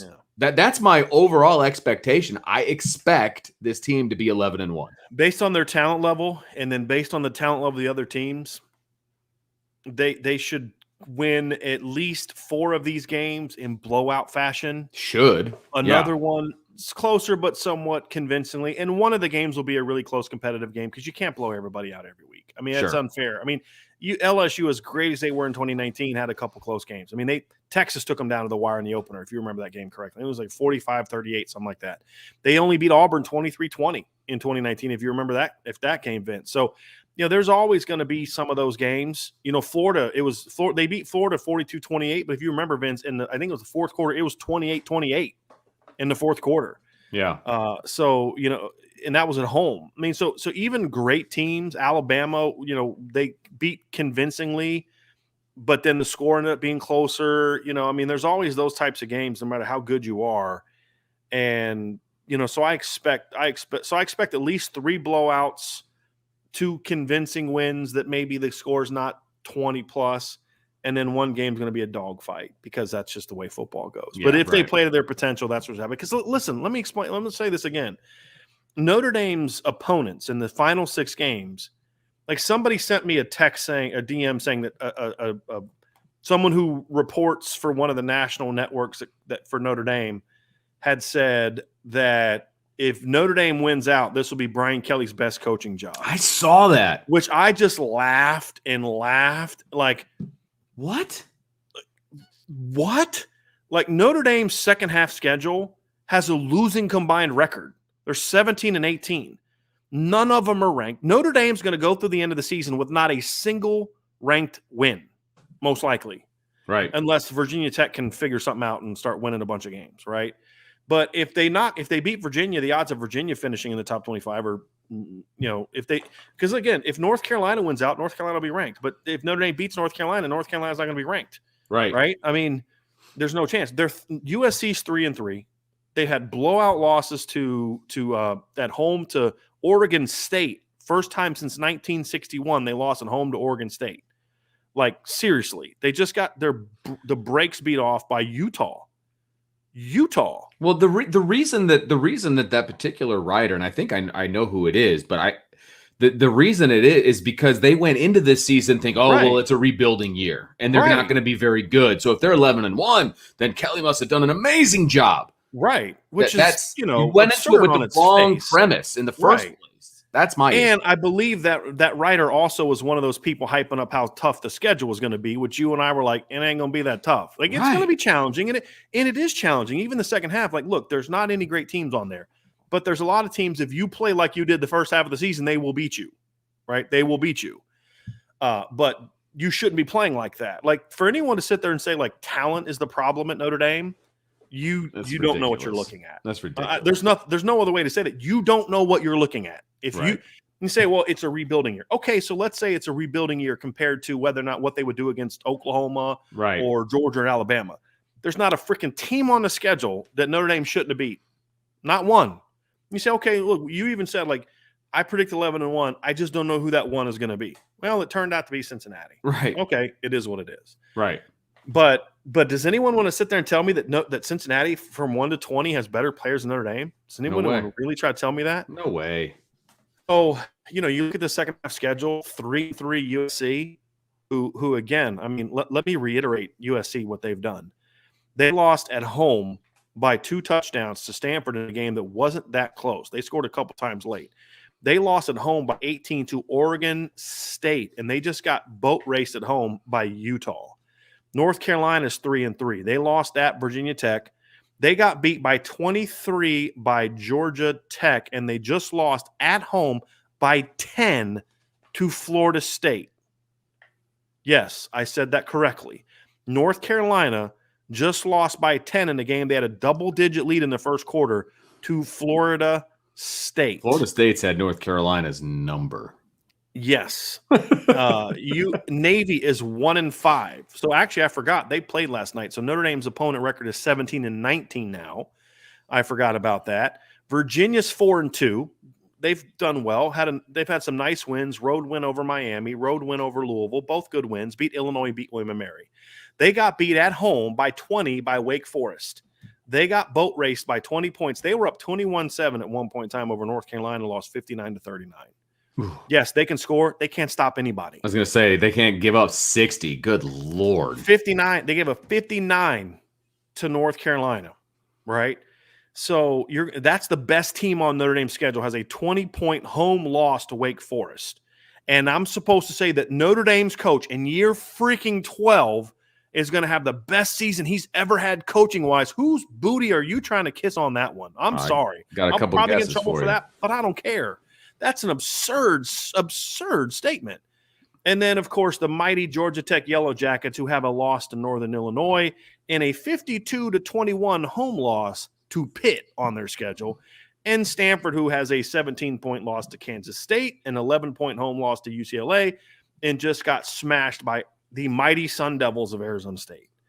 So if Notre Dame wins out the rest of the season, what that's going to tell me about Brian Kelly is he's done what he's done the last 5 years, is he beats when the all games the you're supposed to win. When the games you're supposed to win. He can smash unranked opponents with the best of them. Because not one of those opponents is going to be ranked when Notre Dame faces them. Not one. Well, Virginia might. Okay. What's their schedule look like before they get to Notre Dame? Because they're 4-2, and that game's not for about a month. Right. So when you look at Virginia and you say, okay, so they're 4-2 right now. Okay. They play Duke this weekend. That should be a win. Right. They play Georgia Tech at home the next weekend. That should be a win. So you're talking about 6-2. Then the 2 weeks before they play Notre Dame, because they have a bye, they play at BYU, who's ranked like 19th right now. So if they win those 3 games, they will and should be ranked. Yeah. But that is a 20-25 type team. And then if Notre Dame beats them, they're not ranked anymore. Right. And I've always boasted based on beating teams that are, who are they by the end of the year? Because that's, it's like people say, well, they beat X number of top 10 teams, and then they'll throw out like Michigan State in 2011 or 2012. They were a 10-win team because Notre Dame, or top 10 team because Notre Dame played them in September, and they were ranked based off their preseason expectations. They finished 7-6.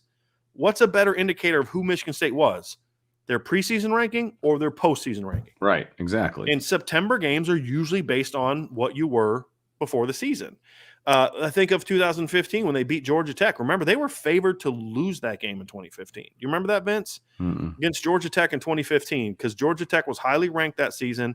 And the first 2 games, they scored 60 points each. They beat the old Alcorn State squad 69-6, and then beat Tulane 65-10. Tulane that year went 3-9, by the way, with wins over Maine, UCF team that went 0-12, right? And then they also beat Army, an Army team that went 2-10. Quality wins. And so they boat raced them. And then, of course, Notre Dame smacked them. And then Georgia Tech finished 3-9. So what was a better indicator of who that team was? Their top 15 ranking based off preseason or their postseason 3-9? And so I couldn't believe that was said about this Notre Dame football team. Now, if they go out and just smash people, just blow people out, and the team gets rolling and they go into the playoff and they can win a game, then I will say this is Brian Kelly's best job, because this team was teetering on the brink of collapse. Let's be honest. If they go on the road and lose to Virginia Tech, that team collapses. And they had every opportunity to do that during the game. Fell behind 10-0, came back. Fell behind 29-21 and battled back, right? Team showed a lot of heart. if he can then turn that into using this bye week to make this team what it should have been all along, and they somehow get into the postseason and win a big game, whether it's beating a legit team in the New Year's Six or get to a playoff game and win, then we could maybe have that conversation. We could. But just beating the remainder of the mediocre teams left on the schedule, that's absurd. Yeah. Yep. So that's my rant for today. I love it. No, I bet you got one more in you. We'll find something to get you going. We'll see. Joshua Nip wants to dig deep here. He says, what are you guys doing on your bye weekend? I'll let you go first because I kind of hinted around what I'm doing. I'm going to be watching a lot of college football. I'm going to be tomorrow morning. I'm going to go out and watch my nephew play baseball at 9. Then I'm going to watch my niece play softball at 11. 3 a.m., buddy, for you. Man. I know, right? I've actually been up pretty early this week. Been going to bed kind of early this week. I'm trying to get on a new routine because I'm sick of going to bed at 2 or 3 o'clock in the morning. All right.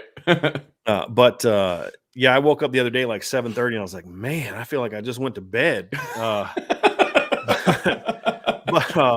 And then, of course, I'll be watching a lot of college football. And then, Friday night, we're going to go get a little buffet, a little seafood buffet. I'm excited about that. Well played. And then just kind of hanging out with the fam. So I don't know. I may try to talk Vince into doing a show this weekend. We'll see. I was going to ask you about that. I kind of thought that might be the case, but for me, like I said, my son refs for some side money, so I'm going to go watch him do that tomorrow morning, and then hang with the kids, watch football, and then Sunday I coach baseball. So I'll be doing that on Sunday afternoon, and maybe watching a little NFL. But I've been doing baseball, so that's been keeping me very, very busy. I'm in the process of designing this year's T-shirts. So if anybody's got any ideas, we're blue and gold, right? So check out. Send me some designs, right? Send them through Brian. He'll get them over to me. There you go. Brian@irishbreakdown.com.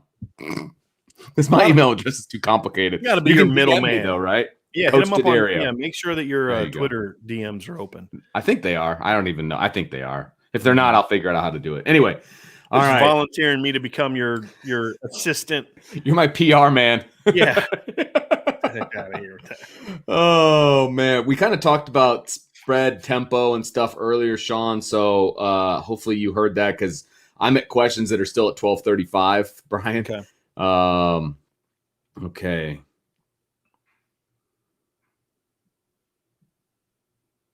Oh, here's an interesting one. Brian Denbo says, how does Coach Kelly not defend his All-American against the officials? Going to lose the locker room.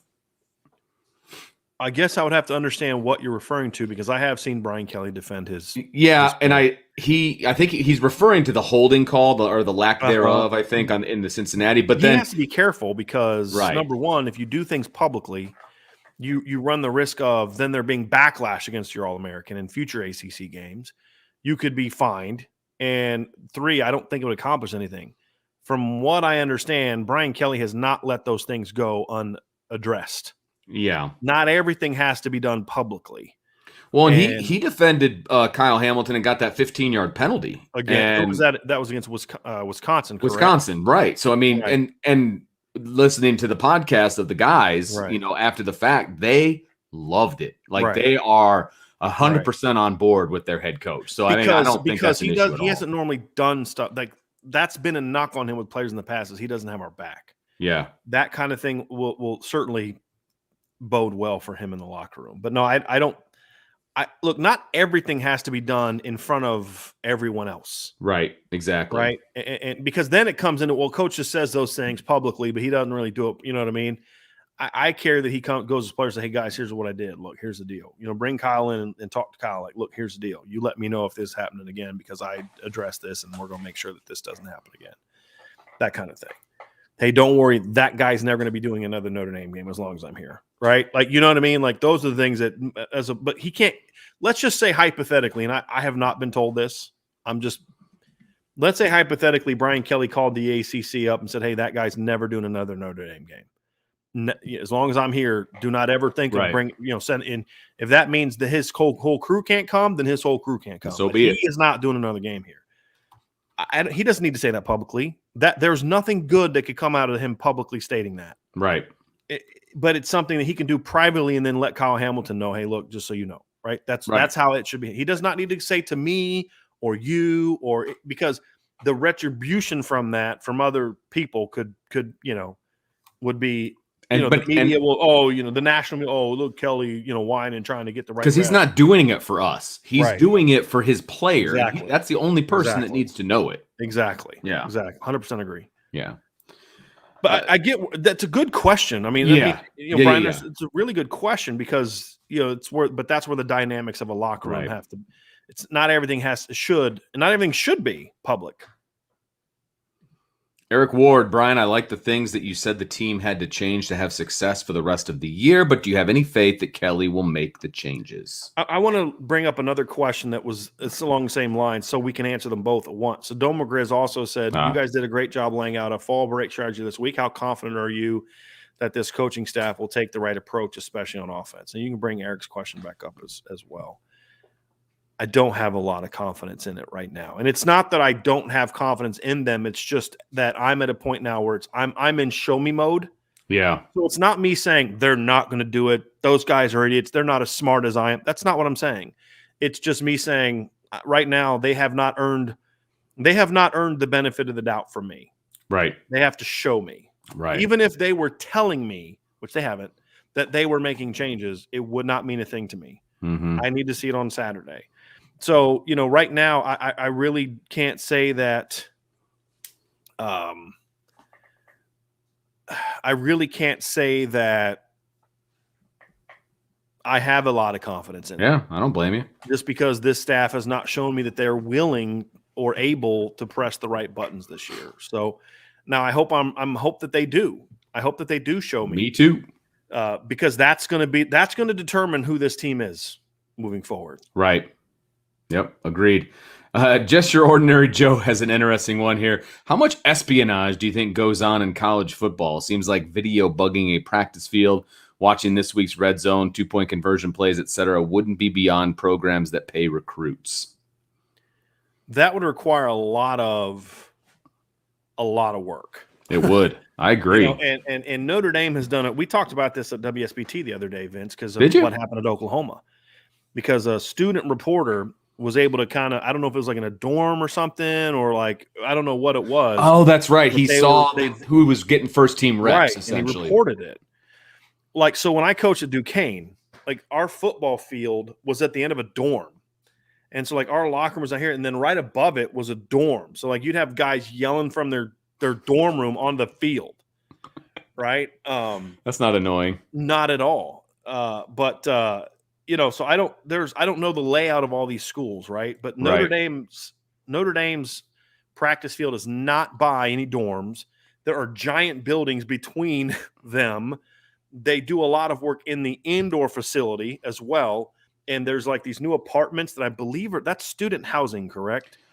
Across the street, I believe. I know which ones you're referring to, and I'm not sure if it's student housing or if it's geared towards students. Right. You know what I mean? Yes. Yeah, absolutely. Yeah. But there's like this giant black net that keeps you from it's a privacy fabric. Right. Yeah. And now if you go up on the top row, I'm sure you could probably see some things, but I also know that they have people in practice that look for that kind of stuff.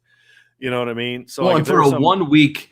So in other words, what you would have to do is you'd have to either pay or rent out one of those apartments, or pay somebody that's in one of those apartments for a 1 week advantage. And you'd have to do that 12 different times across the country. And I'll be honest with you.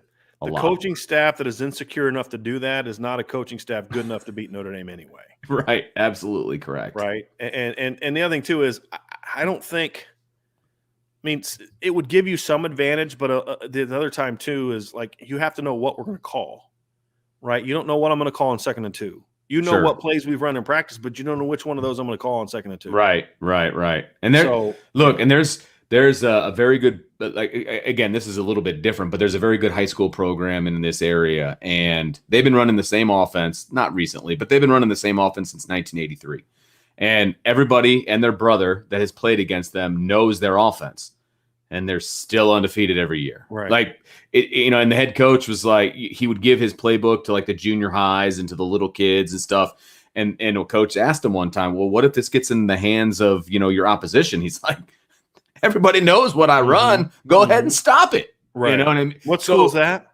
Penn. Okay. Yeah. But more probably 10 years ago and before, but you know what I mean? But like, when Giesman was the head coach. But like he's like, yeah, whatever, man. I can tell you everything we run, but you can't stop it, so it doesn't matter. So, now, the one area where he talked about, Joe, the 2-point conversion would be one. That would be one area that would give him an advantage. Sure. Because there's a that's a very specific small select. You may rep like 3 2-point conversion plays in a week. Yeah. That's it. That's fair too. You can't spend a ton of time on 8 different 2-point conversion plays. Right. You'll have one that's kind of always your go-to until you use it, right? And then you'll have another 1 or 2 that are sort of game plan specific to that week. Mm-hmm. It's usually how teams will do it. Jason McNeil, do you think any of the players or coaches listen to your podcast? I used to think no, but now I know that there are some that do. Definitely. Because there has been things that I have said that have gotten back to coaches. So either one of 2 things is happening.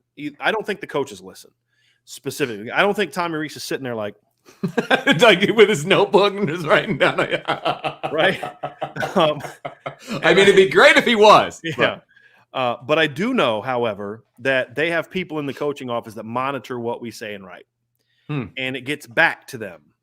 So I had a coach that called me this summer, and it was a good conversation. Like, I had no problem with what he did, because he wasn't calling me to say, I can't believe you wrote this. It was like, hey, I just wanted to give context behind a criticism of something we're doing that you criticize. Now, number one, I didn't criticize what they were doing specifically.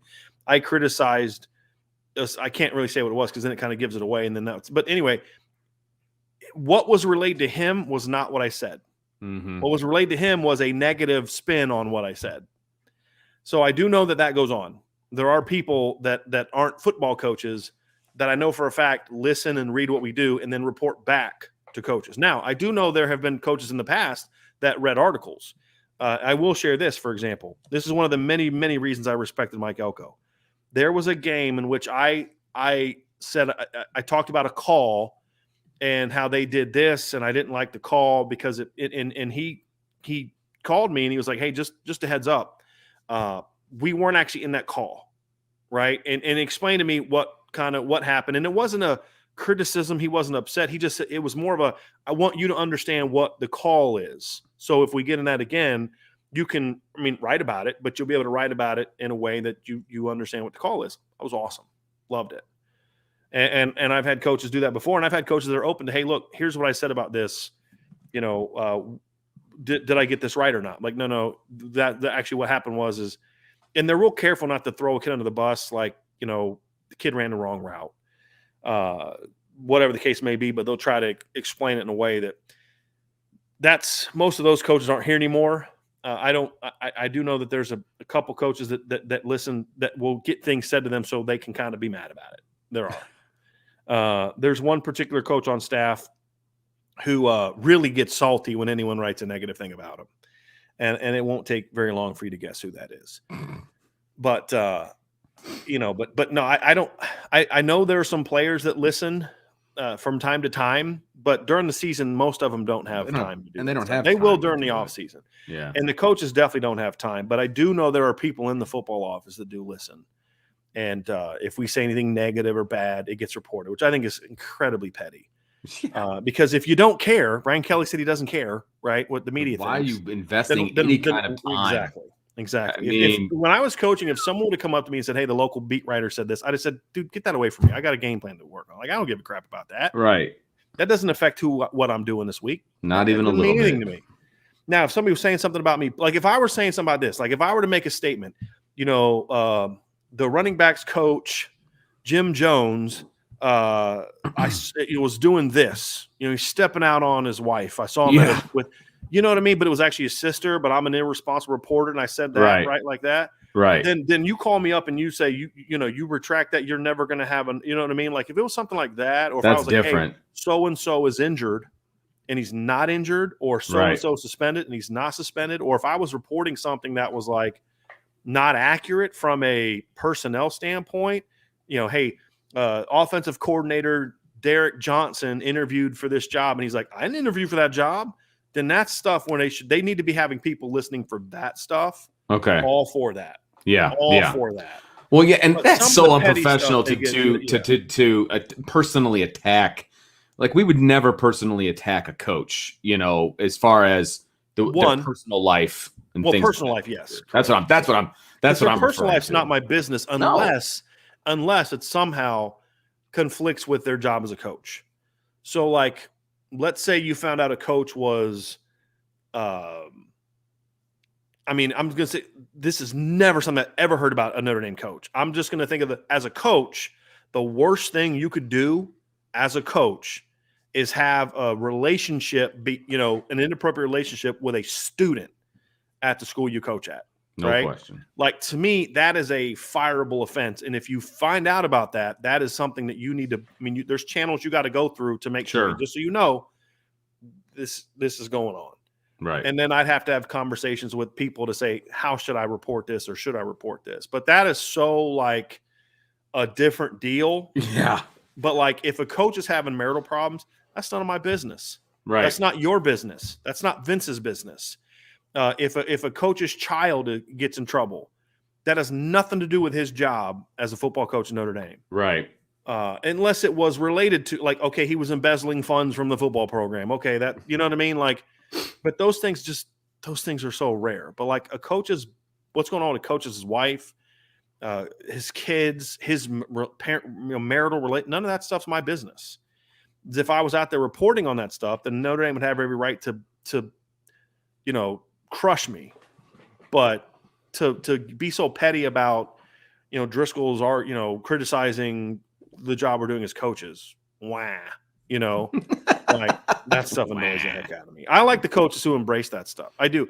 And there's been coaches in Notre Dame that look at that stuff and say, like, I think I've told the story about Chip Long, where, I had a good relationship with Chip when he was here, and he called me one week. It was after the Virginia Tech game in 2019. Yeah, and he's like, you got to listen to what this idiot on the local beat wrote about me. And he started reading something that I wrote about him. And we started laughing, and we had a good time. And then we started talking ball for the next 20 minutes.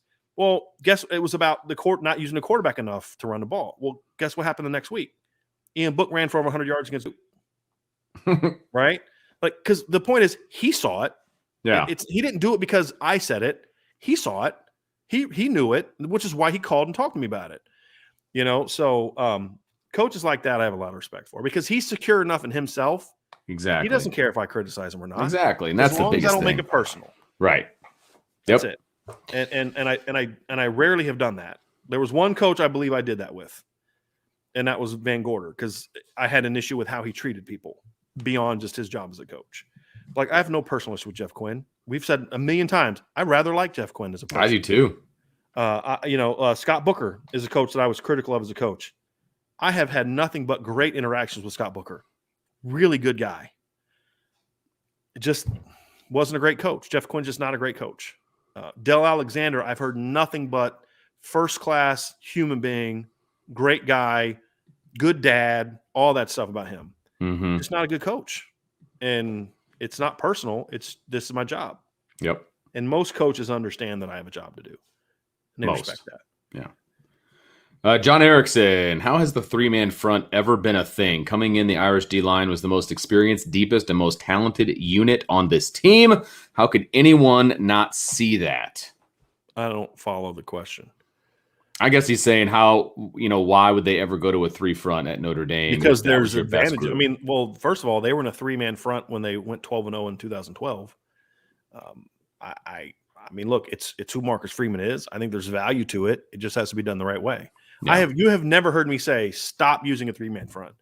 I've simply said adapt your three-man front to who you have, and use it differently and at different times. But anytime you can create indecision on the part of the offense where they're not quite sure how you're going to line up, it's not a bad thing. And I think there's some looks where they can go to a four-man front where you have Isaiah Foskey moving around, and that's going to work.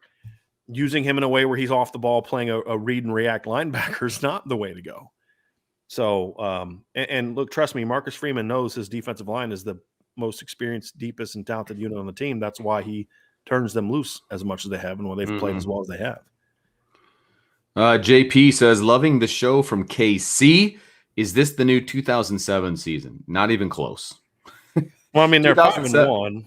So yeah, they were 3-7 in that season. Or, I'm sorry, 3-9, and they won their last two games to get to 3. So against bad teams. Right. And so I don't think that this is any similarity to 2007 in any way.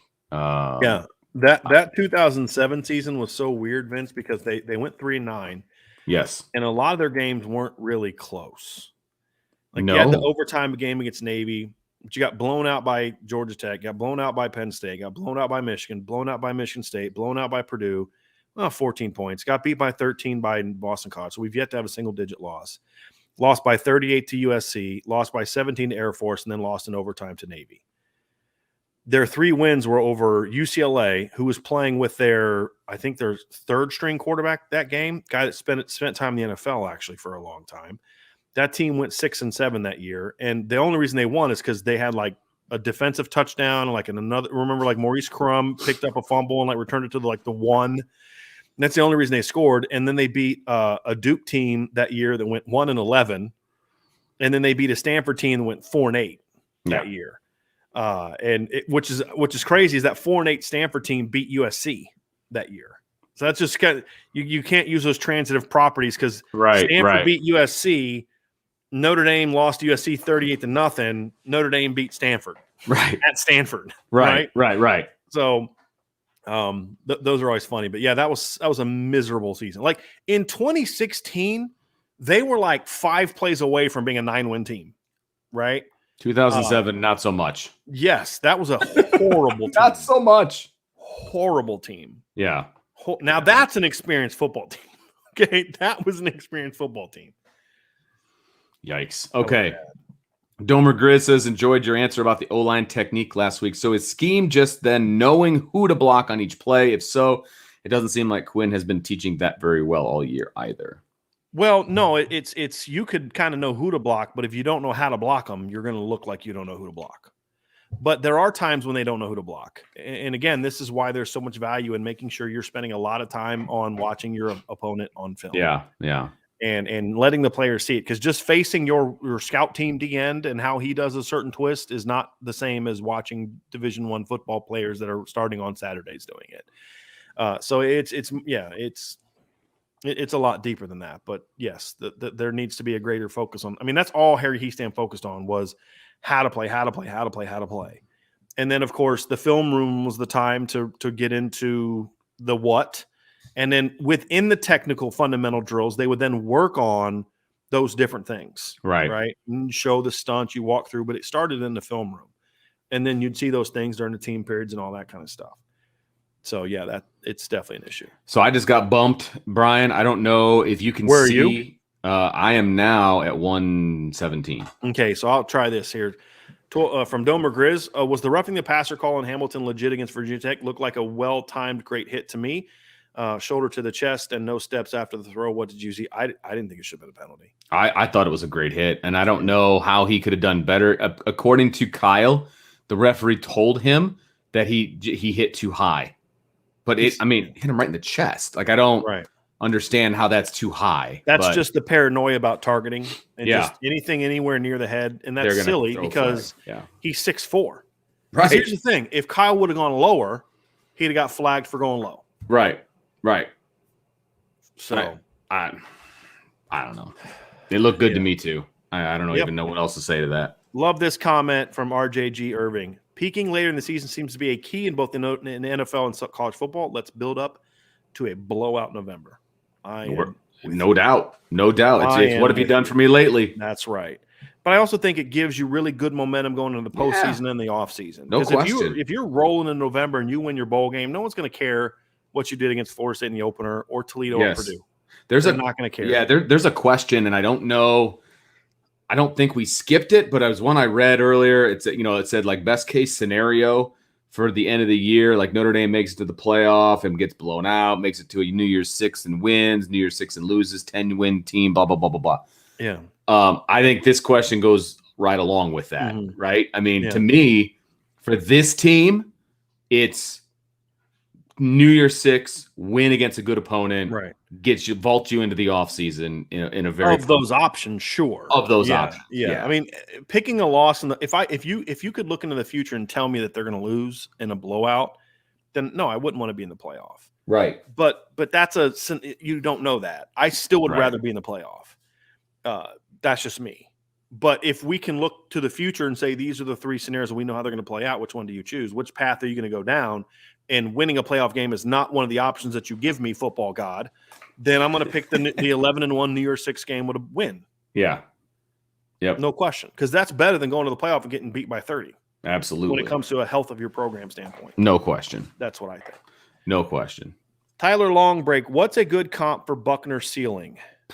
And he says a more elusive Tim Tebow. That's quite a comp. That is quite a comp. Vince, you want to go ahead and take this one first? I mean, it's going to sound kind of crazy, but I honestly think if he gets good coaching and stays healthy, you may think I'm nuts for saying this, Vince, but I think the best comp for Tyler Buckner is Kyler Murray. Okay. Because the thing that made Kyler so unique compared to like Lamar Jackson, for example, is Kyler was an elite pocket player as well. Lamar eventually became a really good pocket player, but early on, like Lamar's had to develop that even in the NFL. I would say he hasn't even developed it completely yet, to be honest with you. I think he's still an athlete that's playing quarterback. Right. Yeah. I think he's a little bit more advanced, I think, than you do, but he's coming along. But Kyler was an elite pocket player, and he rushed. I mean, he threw for 4,361 yards, 42 touchdowns, 7 picks, and he also rushed for 1,000 yards in 2018. His first year as a starter, by the way. I think skill set wise, that's the best comp. I'm not saying he's going to win the Heisman and have 4,300 passing yards and 1,000 rushing yards. I'm not saying that. Yeah. I'm talking skill set and game impact. If Tyler Buckner reaches his full potential, I think he can be that kind of player. Right. Statistically, not the same because it's a different offense, but impact in the game, because Kyler was so good, he could beat you in the pocket. He could beat you on designed runs. He could beat you on runs when the plays broke down. And he was great at what made Kyler great is he was so good at moving in the pocket to buy time to throw the football down the field. I mean, he could literally do it all. Mm-hmm. And to me, I think that's, for me, the best comp for Tyler Buckner. Okay. I'll take that. Yep. John A1. Hopefully Jordan Botelho gets back to being what we saw in the spring. Seems like he lost a lot of reps and got left behind a bit. Yeah, it's what happens when you miss a good chunk of the summer. Yeah. And you're not around for a lot of fall camp. Yeah, and there's only one person to blame. Yeah. And it's him. I mean, look, the staff had to do what the staff had to do. Right. They can't continually have him running with the ones or the twos if they can't count on the fact that he was going to be available to them. They did what they had to do, and he didn't obviously benefit from that. And, it is what it is. So, yeah, hopefully he can get back on track, but it's going to take some time. Yep. Here's one from D-Rock. Vince, you want to go ahead and read that one? Sure. If Notre Dame is nationally ranked in the bottom quartile for offense, do you think some coaches should not go out recruiting during the bye week and stay home and work on their DF grade for their position groups? I have no problem with them going out on the road because I think you can do both. And yes, you can. In modern football, where you've got a tablet that's got all your plays and all your stuff, you can do that stuff on the airplane. You can do it in the hotel room. And you can communicate with your staff, and you can communicate with your players. All of it. You can from your hotel room. I believe you can do this. You can put together a cut up. I want all these third down plays, and that you can send a file and say, "Hey guys, I want everybody to look at this." Yes, because you're not going to be with the players this week anyway, because they're in midterms. Brian, I can do that with Huddle as a high school coach. Right. And Notre Dame has that access. So absolutely. It's not like it used to be, D-Rock, where you've got to like be in the film room with the projectile and you've got it rolling and it's on a VHS. And it's not like that. It is a different animal now. Right. Where you can, and Zoom has changed the game too, where you can be on the road and say, hey, everybody done with finals tonight. We're going to get together at 8 p.m. and we're going to go over some. We're going to watch this film together. Because you're not with recruits at 8 o'clock in the evening. Right. You've already done all that. Right. So just like you and I could go over film right now, and we're not in the same room with each other. Right. You know what I mean? And we could throw film up and we could go over it. Yes, agree. And so to me, you're at Notre Dame, you can do both, and you should do both. Yes. You need to be able to walk and chew gum at the same time. Absolutely. I do understand I understand where he's coming from. Like, nothing is more important than getting this team going. The best thing you can do for recruiting is playing better down the stretch. No doubt. But my point is you can do both. Doing one doesn't cause you to not be able to do the other if you're a good coach. And Austin Cavazos, I hope I did that right. Austin, please let me know if I don't. Do you think Kyle Hamilton and Kyron Williams will sit out the bowl game, even if it's a New York 6 game? If it's a New York 6 game, I'd be a little surprised if they did. I'd be surprised if either one of them sat out a bowl game. I don't see that in their personality. Kyle, well, it's not always about your personality. Sometimes you have influences around you. Fair enough. I think Kyle has influences around him that would be more willing to have him do that than Kyron would. I'd be shocked if Kyron Williams doesn't play him. If Kyron Williams knew he was going to be a top 10 pick and they were playing the New York 6 game, I'd be shocked if he doesn't play in that game. Right. Just of what I know of him. I think it would be tougher for Kyle because there'd be a lot of people around him encouraging him to not play. Because he's going to be a top 5 pick, potentially, and all that kind of stuff. Now, would he listen to that advice? That I don't know.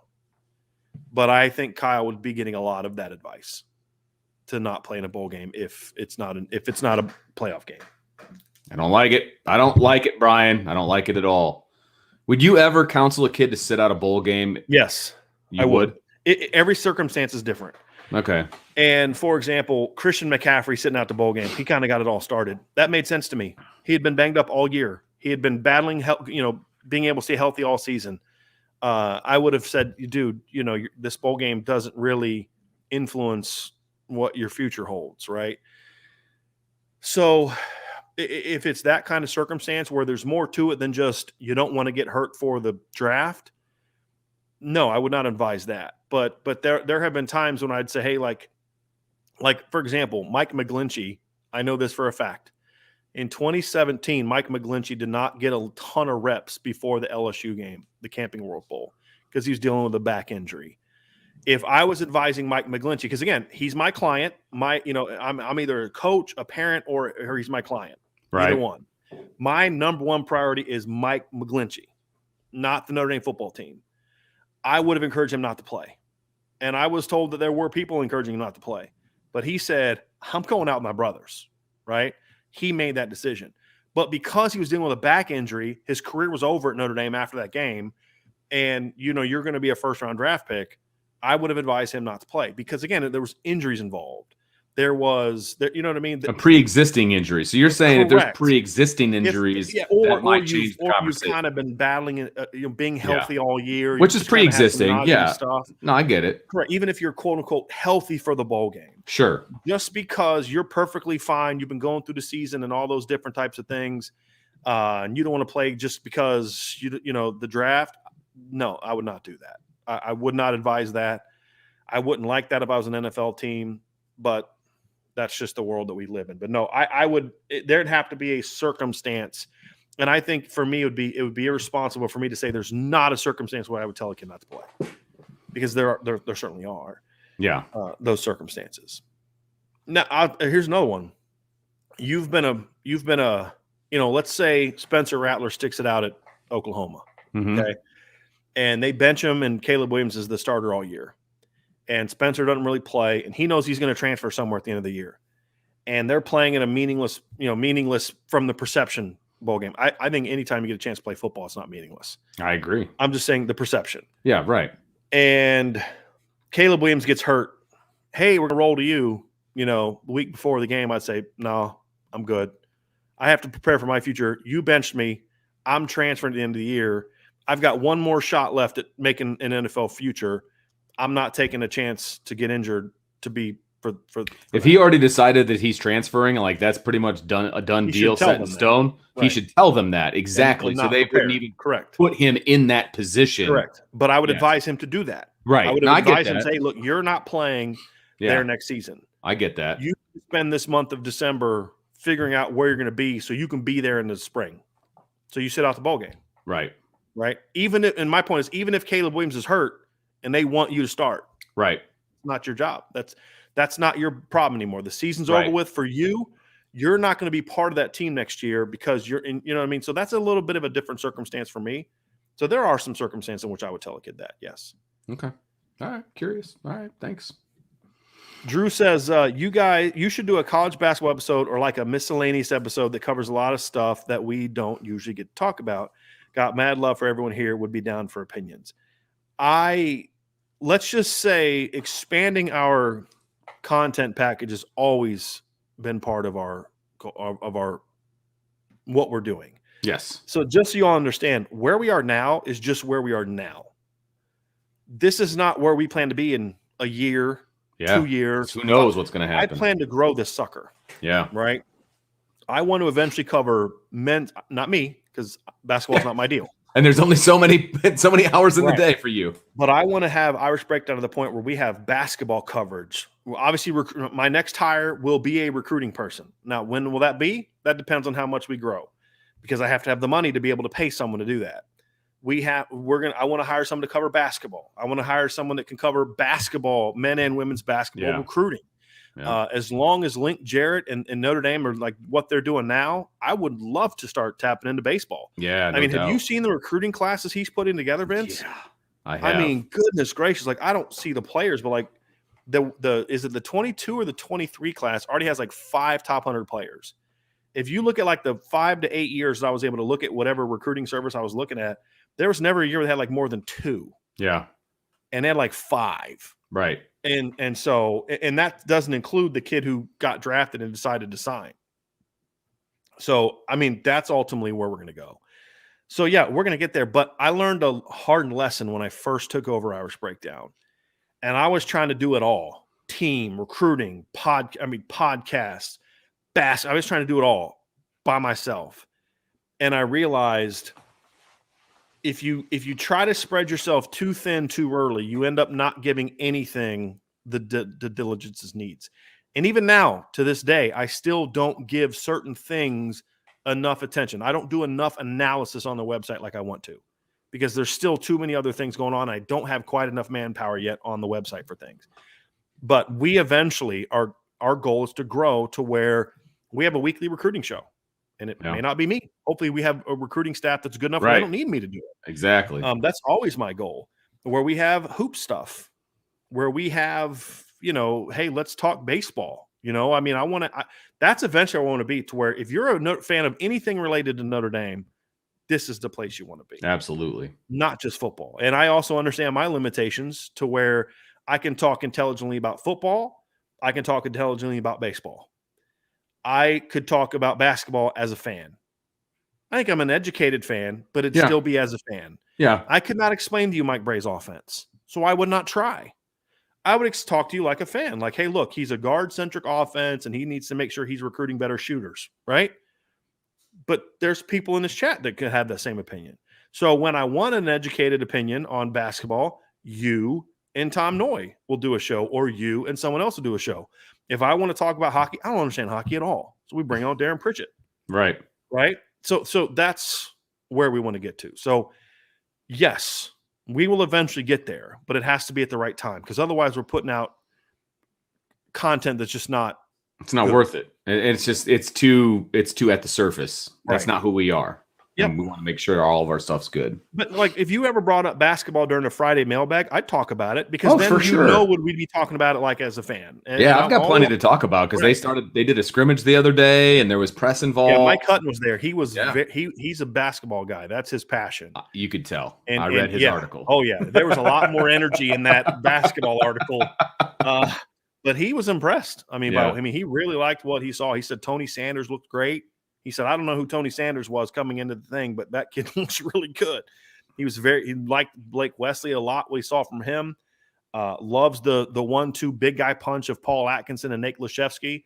So he's fired up right now, you know. And he said having Anthony Solomon back I think we can all agree on that. Having Anthony Solomon back is going to be huge. No-brainer. Huge for this program. But again, I love talking about Notre Dame basketball, as long as we all understand where my point of view is, and that is as a fan. And I may be a little bit deeper, but not much. We're still wading in the shallow end. I do color on the radio for high school basketball, and I know the game well enough to do that. But yeah, again, were more fans than anything else. I think I can safely say that. Right. And I just want people to understand that. Like baseball, we can go to town on baseball. I mean, obviously, I'm a head coach. You played the game. I mean, we could own some school records, baby. Yeah, baby. I read your article. That was pretty cool. So I found my nephew transferred to the school I went to. This is his first year there. Oh, okay. He's a baseball player, and so I was like talking to my mom. I was like, I wonder if that article that they wrote about me about playing baseball is there, because I set actually, I don't know if it's what the records are now, but I basically played 1 year of baseball, really. I pitched like one game and played 4 games as a junior before I transferred to Florida and did spring ball. But my senior year, we had 21 games, and we had the first winning record in school history. I set the single season strikeout record, and I tied or broke the single game strikeout record like 5 times in like 7 starts. So, and I think my record still stands for strikeouts in the game. I had 18. So I don't know about other than that though. I don't know if like the season record, because we only played 21 games, and that's not a ton for high school, correct? I only pitched 7 games. That's not a ton at all. Yeah. So in Indiana, you can play up to 28. Okay.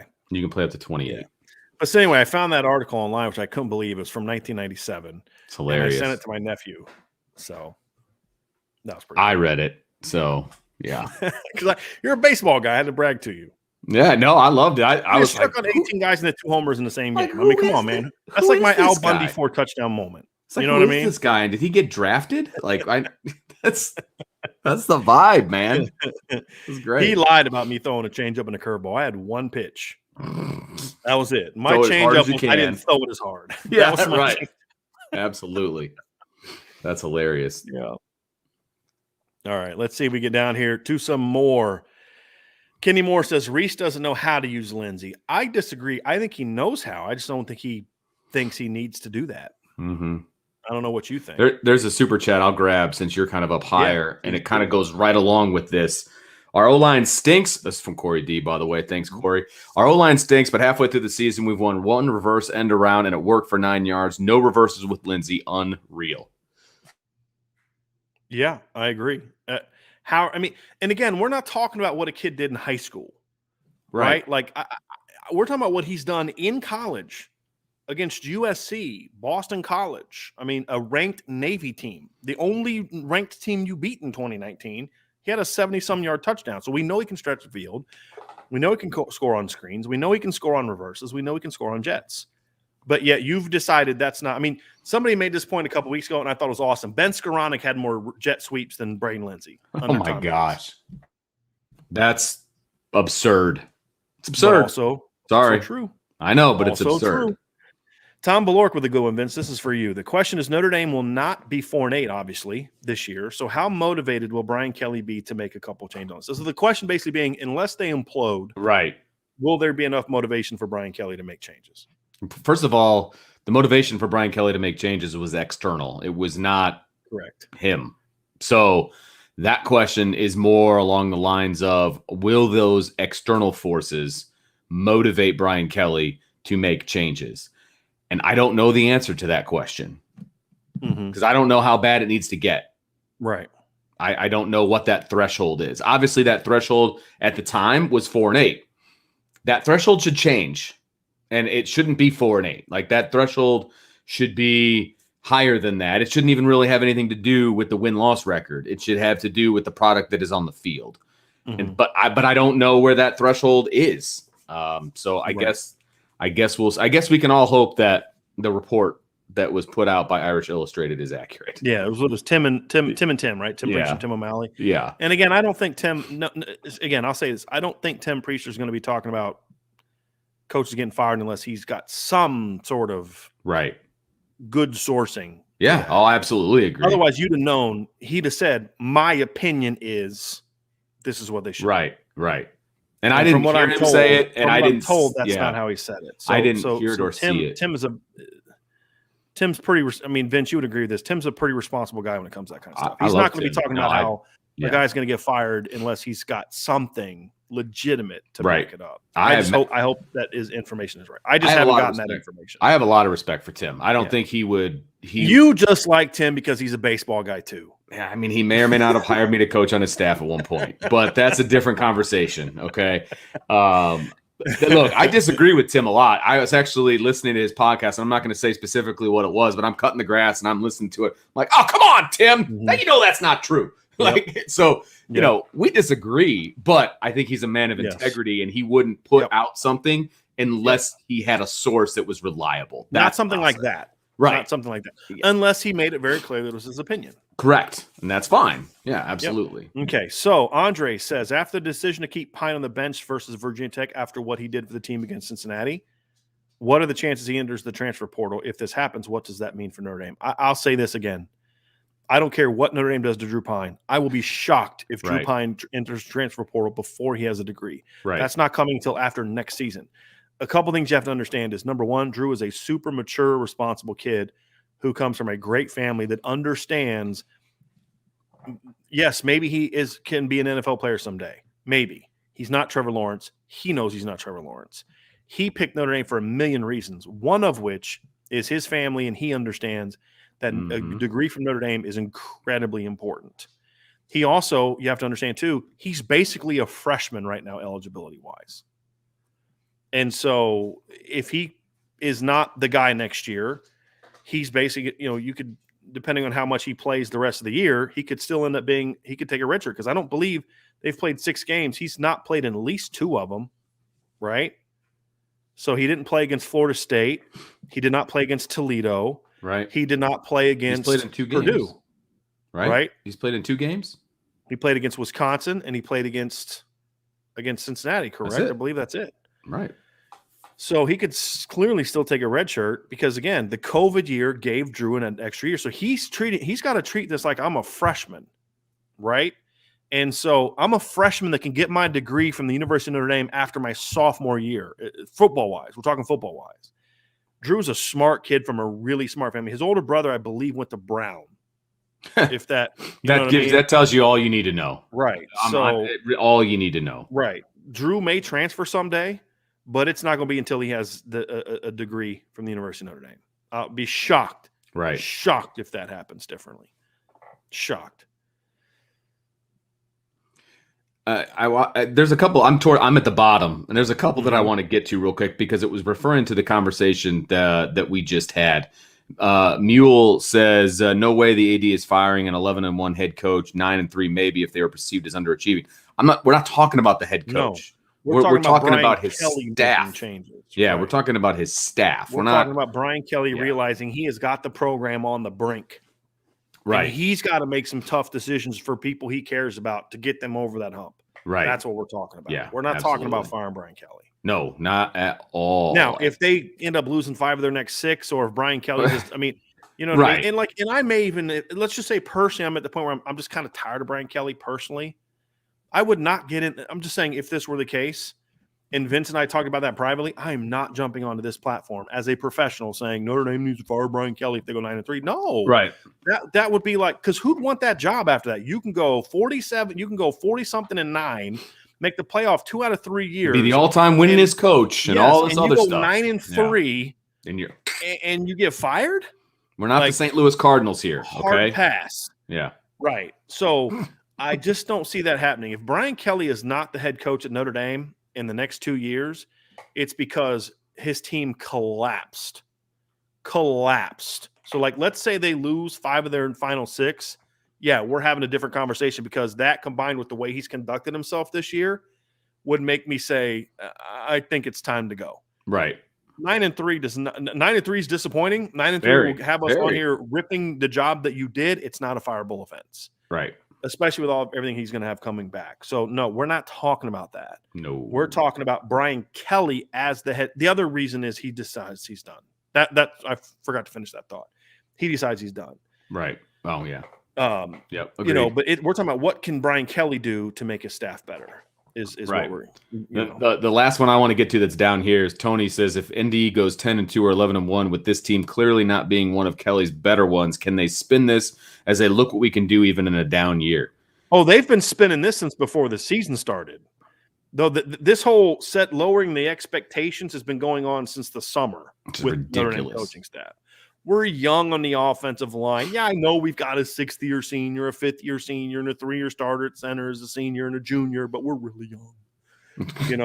I know we've got a quarterback that's played in the Rose Bowl and Big Ten championship game. He's a 5th-year senior, but we're really young.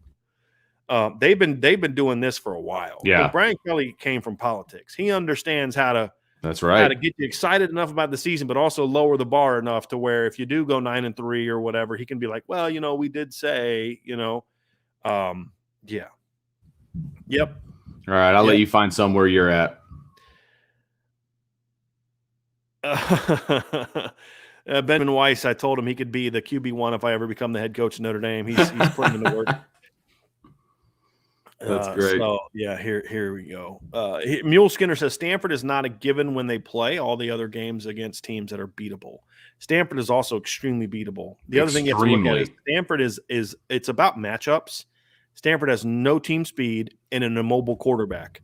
A team with an immobile quarterback is not beating Notre Dame.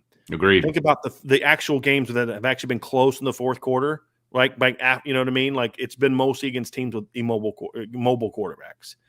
Tanner McKee is a very immobile quarterback, and they don't have the speed to hurt Notre Dame. And their defense is a hot mess. Notre Dame can score on them. Let's see here.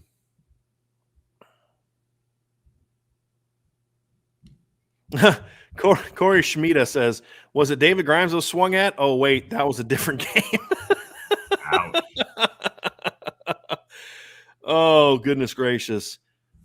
All right, let's get to a couple others here, Vince, because I know we're getting kind of close to that time where you got to get out of here. Well, I heard the pitter-patter of little feet upstairs. Okay. So Craig says Notre Dame could win games left or lose of them. Wouldn't be surprised either way. I'd be surprised if they lost all of them. That would surprise me. Absolutely. Again, we would be having a very different conversation if Notre Dame loses 6 games in a row.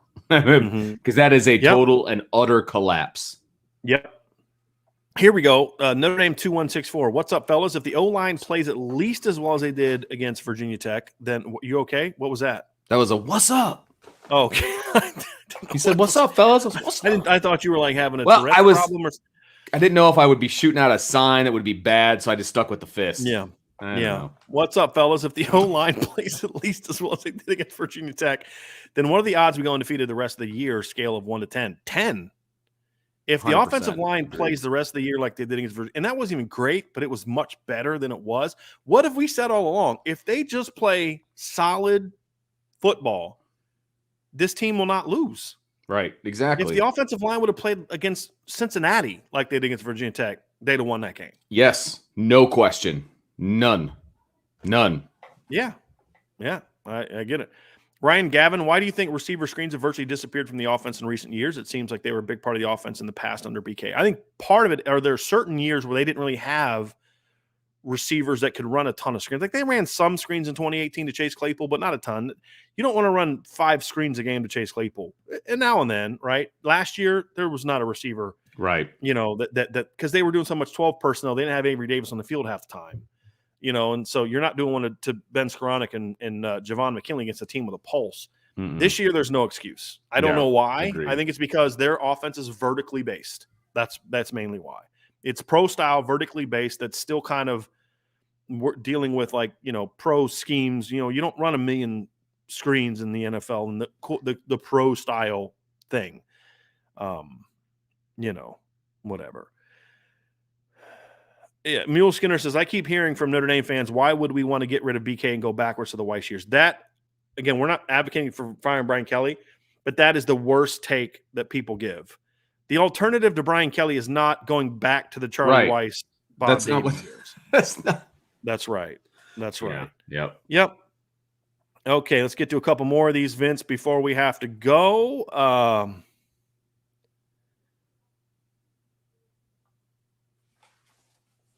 Yeah, so Sean referring to those 2 shows, so make sure you get okay. D-Rock, I was growing up in the era. Watched a few national championships over time and really appreciated watching the passion and execution to succeed at a high level. Love that. Absolutely. All right, Tyler Longbreak, are any players that are out this year due to injury you think are going to bounce back to be a stud next year? I think that if George Takis leaves, so Cole Kane Barong's now out for the year. Oh, is it really? Mm-hmm. I did not know that. Yeah, he got hurt in practice this week. He to me, he could be a guy that next year could be a breakout. I think you get him a year in the weight room, as long as they can get him healthy, he could be a guy that would be that way. Wow. I don't think there's really Marist is one. Blake Fisher's one. Can I back up here for a second? Because the whole tight end thing was just going around in my head. Mm-hmm. No Mitchell Evans first half, right? Mm-hmm. Because he got ejected. No Kane Barong. Mm-hmm. So you're basically going to have George Takis, and now we were going to assume that Michael Mayer is going to be back by then. So you'll have two. There's not going to be any 13 personnel. They're still going. Oh, they'll find a way. They'll put Joe Wall. They'll put another offensive lineman in there. They're still going to go 13 personnel. They'll find a way, baby. Josh Baker's going to be wearing number 89, and they're still going to go 13 personnel. No question.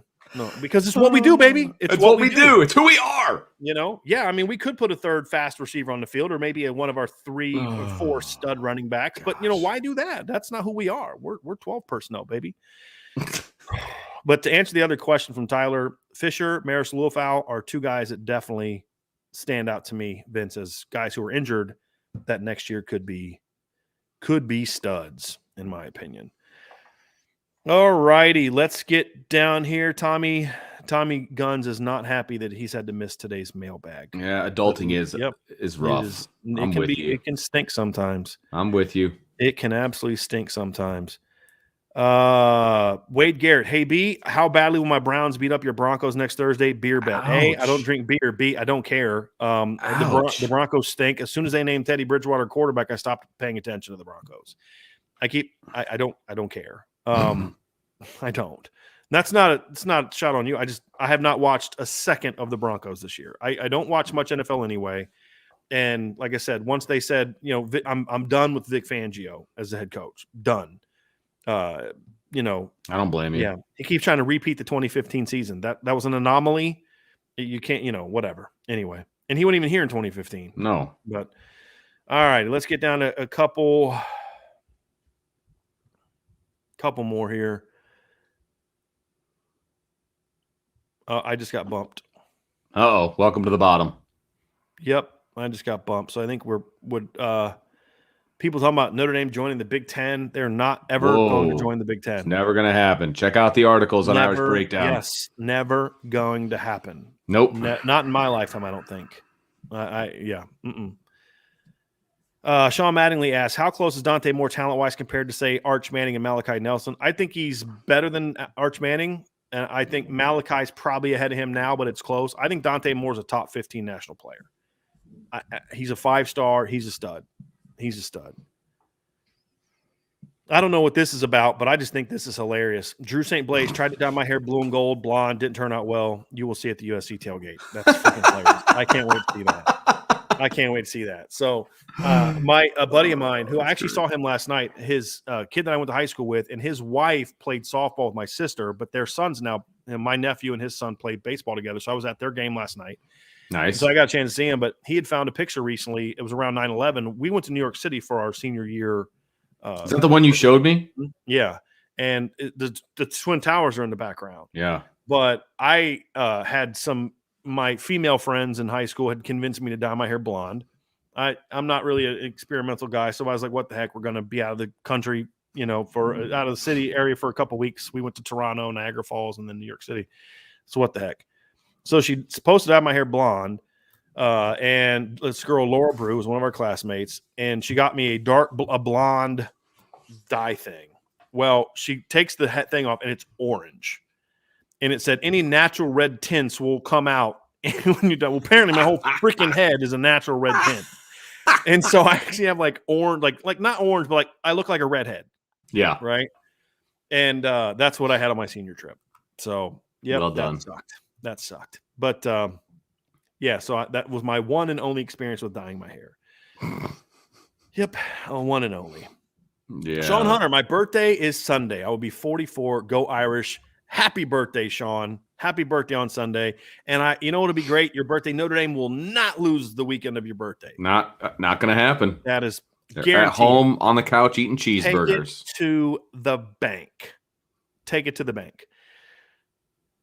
Mule Skinner, Vince, I want to hear your take on this. The new rules regarding targeting are ruining the college football experience.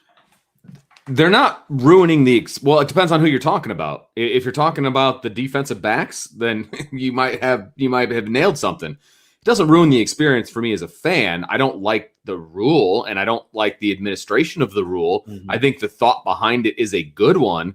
I just don't think the execution is good. Yes. Look, when you lead with the crown of your helmet into another guy's helmet, that's a problem. And that should be a penalty. And I have no problem with that guy being kicked out of the game if that's the case. The problem I do have is the calls on the field, and then they have to go to review and blah, blah, blah, blah, blah. It should just automatically be a review up in the booth. It should just be a view. Yeah. Yep. It should be a review up in the booth.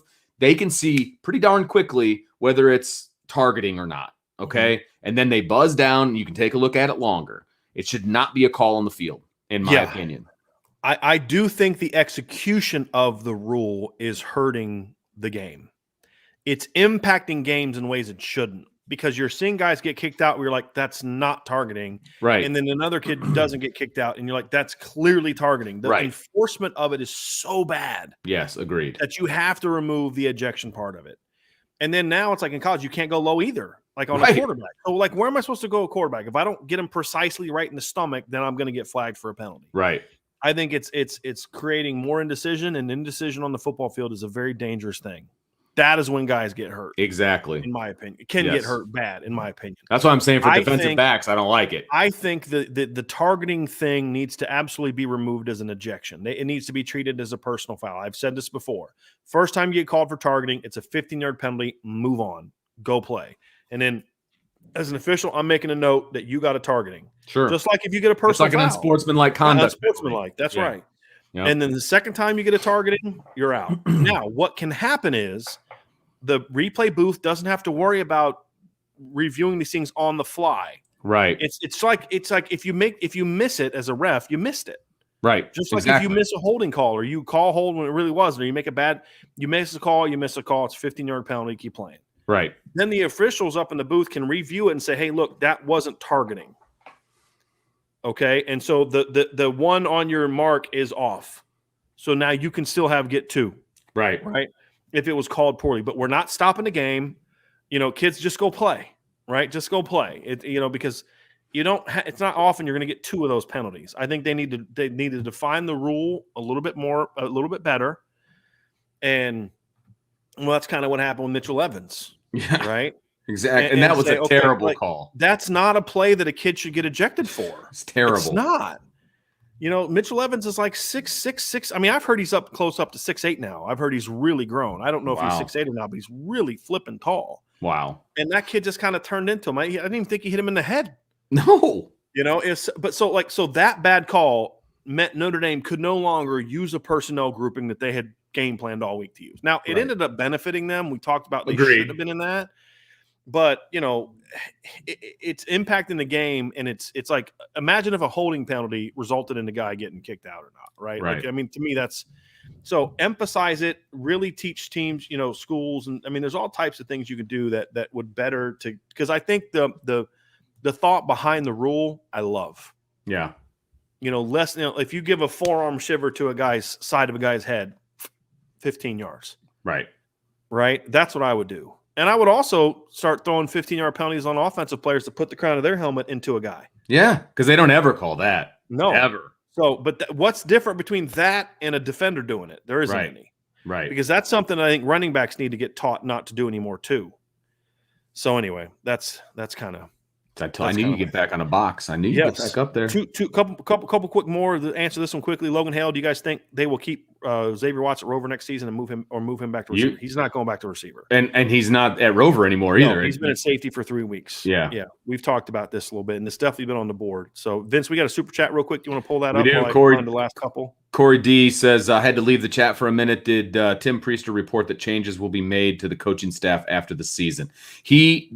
What we were told, because neither of us listened to it, what we were told. What we were told is that there was going to be changes made to the offensive line and wide receiver. And he said it in a way as if he was saying, from what we were told, and if we're incorrect, you can point it out. But we were told that he was saying it is not just like his opinion that it should happen, but that he was hearing it would. And as we said, also, we don't believe Tim would have said something like that. Like if he heard from someone who heard from somebody, right, he would then go do digging and then get a tighter source before he would go public and say that, just like we would. Right. I mean, that's professional ethics in my opinion. And Tim is nothing if not a professional. Absolutely. In my opinion. Yep. Sean Mattingly asks, how do you feel about the impact Lance Taylor's made in recruiting running back since he's been here? Personally happy with it, but still expecting a breakout Heisman RB, still a player to come to Notre Dame moving forward. I don't care about having a Heisman Trophy running back. If you give me Kyron Williams and Chris Tyrese and guys like that every year, I'm happy. Could he be better at it? Absolutely could be better at it. Has he been good at it? Yes. Lance Taylor's a perfect example of what you should be as an analyst. Praise him for the job he's done, but then say, hey, there's still a higher standard to Well, and I didn't like how they put all their eggs in the Will Shipley basket last year. But they ended up they rebounded very well, which he gets too much credit for that, in my opinion. Okay. He went out and got Audric Estime, but you beat Michigan State for him, number one. Number two, he didn't recruit Logan Diggs. I mean, Logan Diggs said when he committed, I talked to Tommy Reese and Terry Joseph. Right. When Terry Joseph left, there was a period of time where nobody from Notre Dame reached out to Logan Diggs. I've been told this by multiple sources, and that's the big reason he started looking at LSU. If it wasn't for that, he never would have really considered LSU as strongly as he did. But that's because him and Lance Taylor didn't really have much of a relationship. Right. And so, shocker, Lance Taylor doesn't really play him until he has to. So things like that bother me. Mm-hmm. He's not a perfect coach. But when you compare him to Autry Denson, he's done a great job. Yeah. Because the bar was set pretty stinking low for 3 years. Is he recruiting like Tony Alford was? No, he's not. But it's getting – look, I got no beef with who they're getting. I haven't always enjoyed the manner in which they went there. Right. But, like, if they would have just from the beginning said, we're going to target Will Shipley, we're going to target Logan Diggs and Audric Estime, and our goal is to get 2 of those 3, and they would have got the 2 they got? Right. Love it. No doubt. Love it. No problem. But that wasn't the way they went there. They backed into that because they're Notre Dame. You know what I mean? It helps to have that brand behind you. I mean, it does. Yeah. Brian Dembo says, what is your radio schedule? Would love to listen. Vince, that's, I believe, for you. On a normal week, I'm on at 6:30 to 7 every Monday. Then I do a radio show with Sean Stiers as well from 5 to 7. And then we do high school football from 7 to, the end of the game. And then 5 hours prior to kickoff every Saturday of a Notre Dame home game, I do a show called Game Day AM with Tim and Vince. And it's kind of an interview show. We talk to former players, people that have been around the program, et cetera. Really cool. It's a really fun show. And sometimes Brian's on as well. We talk a little ball. I had to stop coming on because you guys kept fitting me between Alan Page and Ross Browner. Like nobody wants to listen to me when it's like Joe Montana and Tim Brown between me. Like it is so cool to talk to these guys. We had Alan Rossum on last week. I got the thing, Rocky Blyer. Rocky's the man. When Bob he followed Glaggio. Me on Twitter, I called my dad. I was like, "Hey, Dad, Rocky Blyer followed me." I know, right? Rocky Blyer and Bob Glaggio were on at the same time, and they shared the backfield in that 66 Michigan State 10-10 tie. And so because of the injury is why Glaggio played. So we talked about that, and we talked to Daryl Flash Gordon that day. So, I mean, we talked to some of the coolest people on the planet, and that's always 5 hours before kickoff. You can download the WSBT radio app and listen to it that way. Or if you're in town, it's 960 AM. That's the channel that I'm always on radio-wise. And for Brian is on too, so every Monday night at 5:30 and Wednesday night at 5:30. But I also put those segments up on our podcast. Oh, okay. Cool. So you'll always get it like the next day. But if you want to listen to it on the WSBT Sports app, you can. And I'm at Monday and Wednesdays at 5:30 p.m. with Sean Stiers. So, so JB, you're going to love this, Vince. JB Buellsfield says, thank you for your incredible TV show because he listens to it on our show on the TV. Nice. I have canceled all streaming and pay service. I get enough entertainment and information from your TV show. We appreciate that, That's JB. Great. Thanks, very, JB. very, very, very much. All right. Let's get the last couple. Win Carmody. I like this one, Vince. I want similar to the Rick Doyle's question above. Chances Notre Dame wins a title in the next 3 to 5 years. If a couple of things are changed, I think they got a great shot. And I think we know what those couple of things are. They have the talent. There's no question about it. They just need to get the talent moving in the direction that will benefit them the most. And they've got the schedule next year to prop them up if they can win those games. and they've got the talent to beat the teams that they would face in the Final Four. So I would say the chances are positive. They're good. They have an opportunity to do that. No question about it. One of my mom's dogs is about to go crazy. Here's one out of the 3 big recruits this weekend, and you can only get one. Which one and why? I've said before I'd go Xavier Nwonk, but it's just position of need. Yeah, exactly. Yeah, I'd be happy with any of the 3. Yep.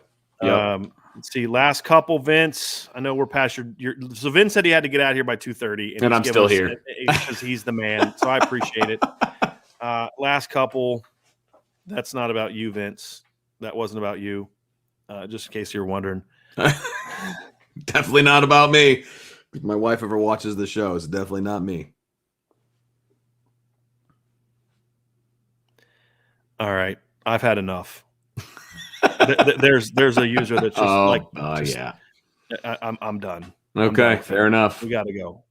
There's being objective and being critical, and then there's just being negative nonstop. And just being absurd. And I'm sorry, I just can't deal with it. I think that's it, Vince, for me. For some of the, I'm going to go through, see if there's any other that really stand out. There's a lot we couldn't get to, and I apologize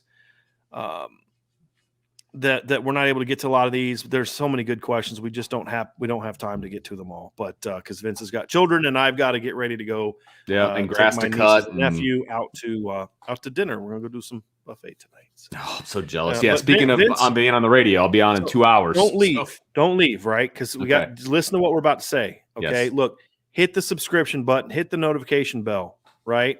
Hit the like. We may, again, I'm gonna be traveling part of this weekend, so we may do a show this weekend, kind of looking at the weekend of college football. I still want to talk about the quarterback position a lot. We didn't get a chance to talk about that nearly as much as I wanted to this week. So Vince and I will talk. We'll see if we can fit it into our schedules. But we'll definitely do everything we can to at least have a show this weekend. And if you hit the notification bell, you will be told when it is.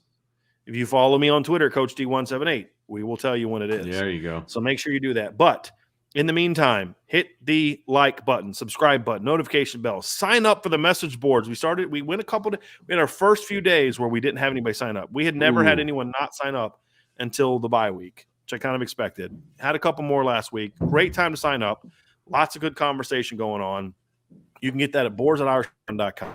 We have a lot of people buying Built Bars this week, though. So using the Irish Breakdown code, if you go to Built Bar, there's a link below. Best protein bars on the planet. If you like candy bars, but you also think they're very unhealthy for you, get a Built Bar because they taste like candy bars, but they're far, far, far healthier for you. Lots of protein in them. They're protein bars. And if you use the promo code Irish Breakdown, you can get 10% off your entire purchase of whatever you buy. So we've got some coming. We've got some ordered. My mom's got some ordered. So we're excited. I love them. Genuinely love them. So that's what we got going on. And of course, always check out what we have going on at irishbreakdown.com. So Vince, thank you for giving us some little extra today. I appreciate it. You got it, brother. I know the people in the chat appreciate it, but everybody else have a great, excellent rest of your weekend. Get to relax, watch some college football without the stress of, come on, Irish, let's get it done. Man, last week was rough. It was. Take care, everybody. Have an awesome weekend. We'll talk to you again very, very soon. And we apologize for not getting all the questions. There was a lot of great questions, but we ran a little bit out of time today. So we will make it up to you at some point in time. Have a good one. Talk to you soon.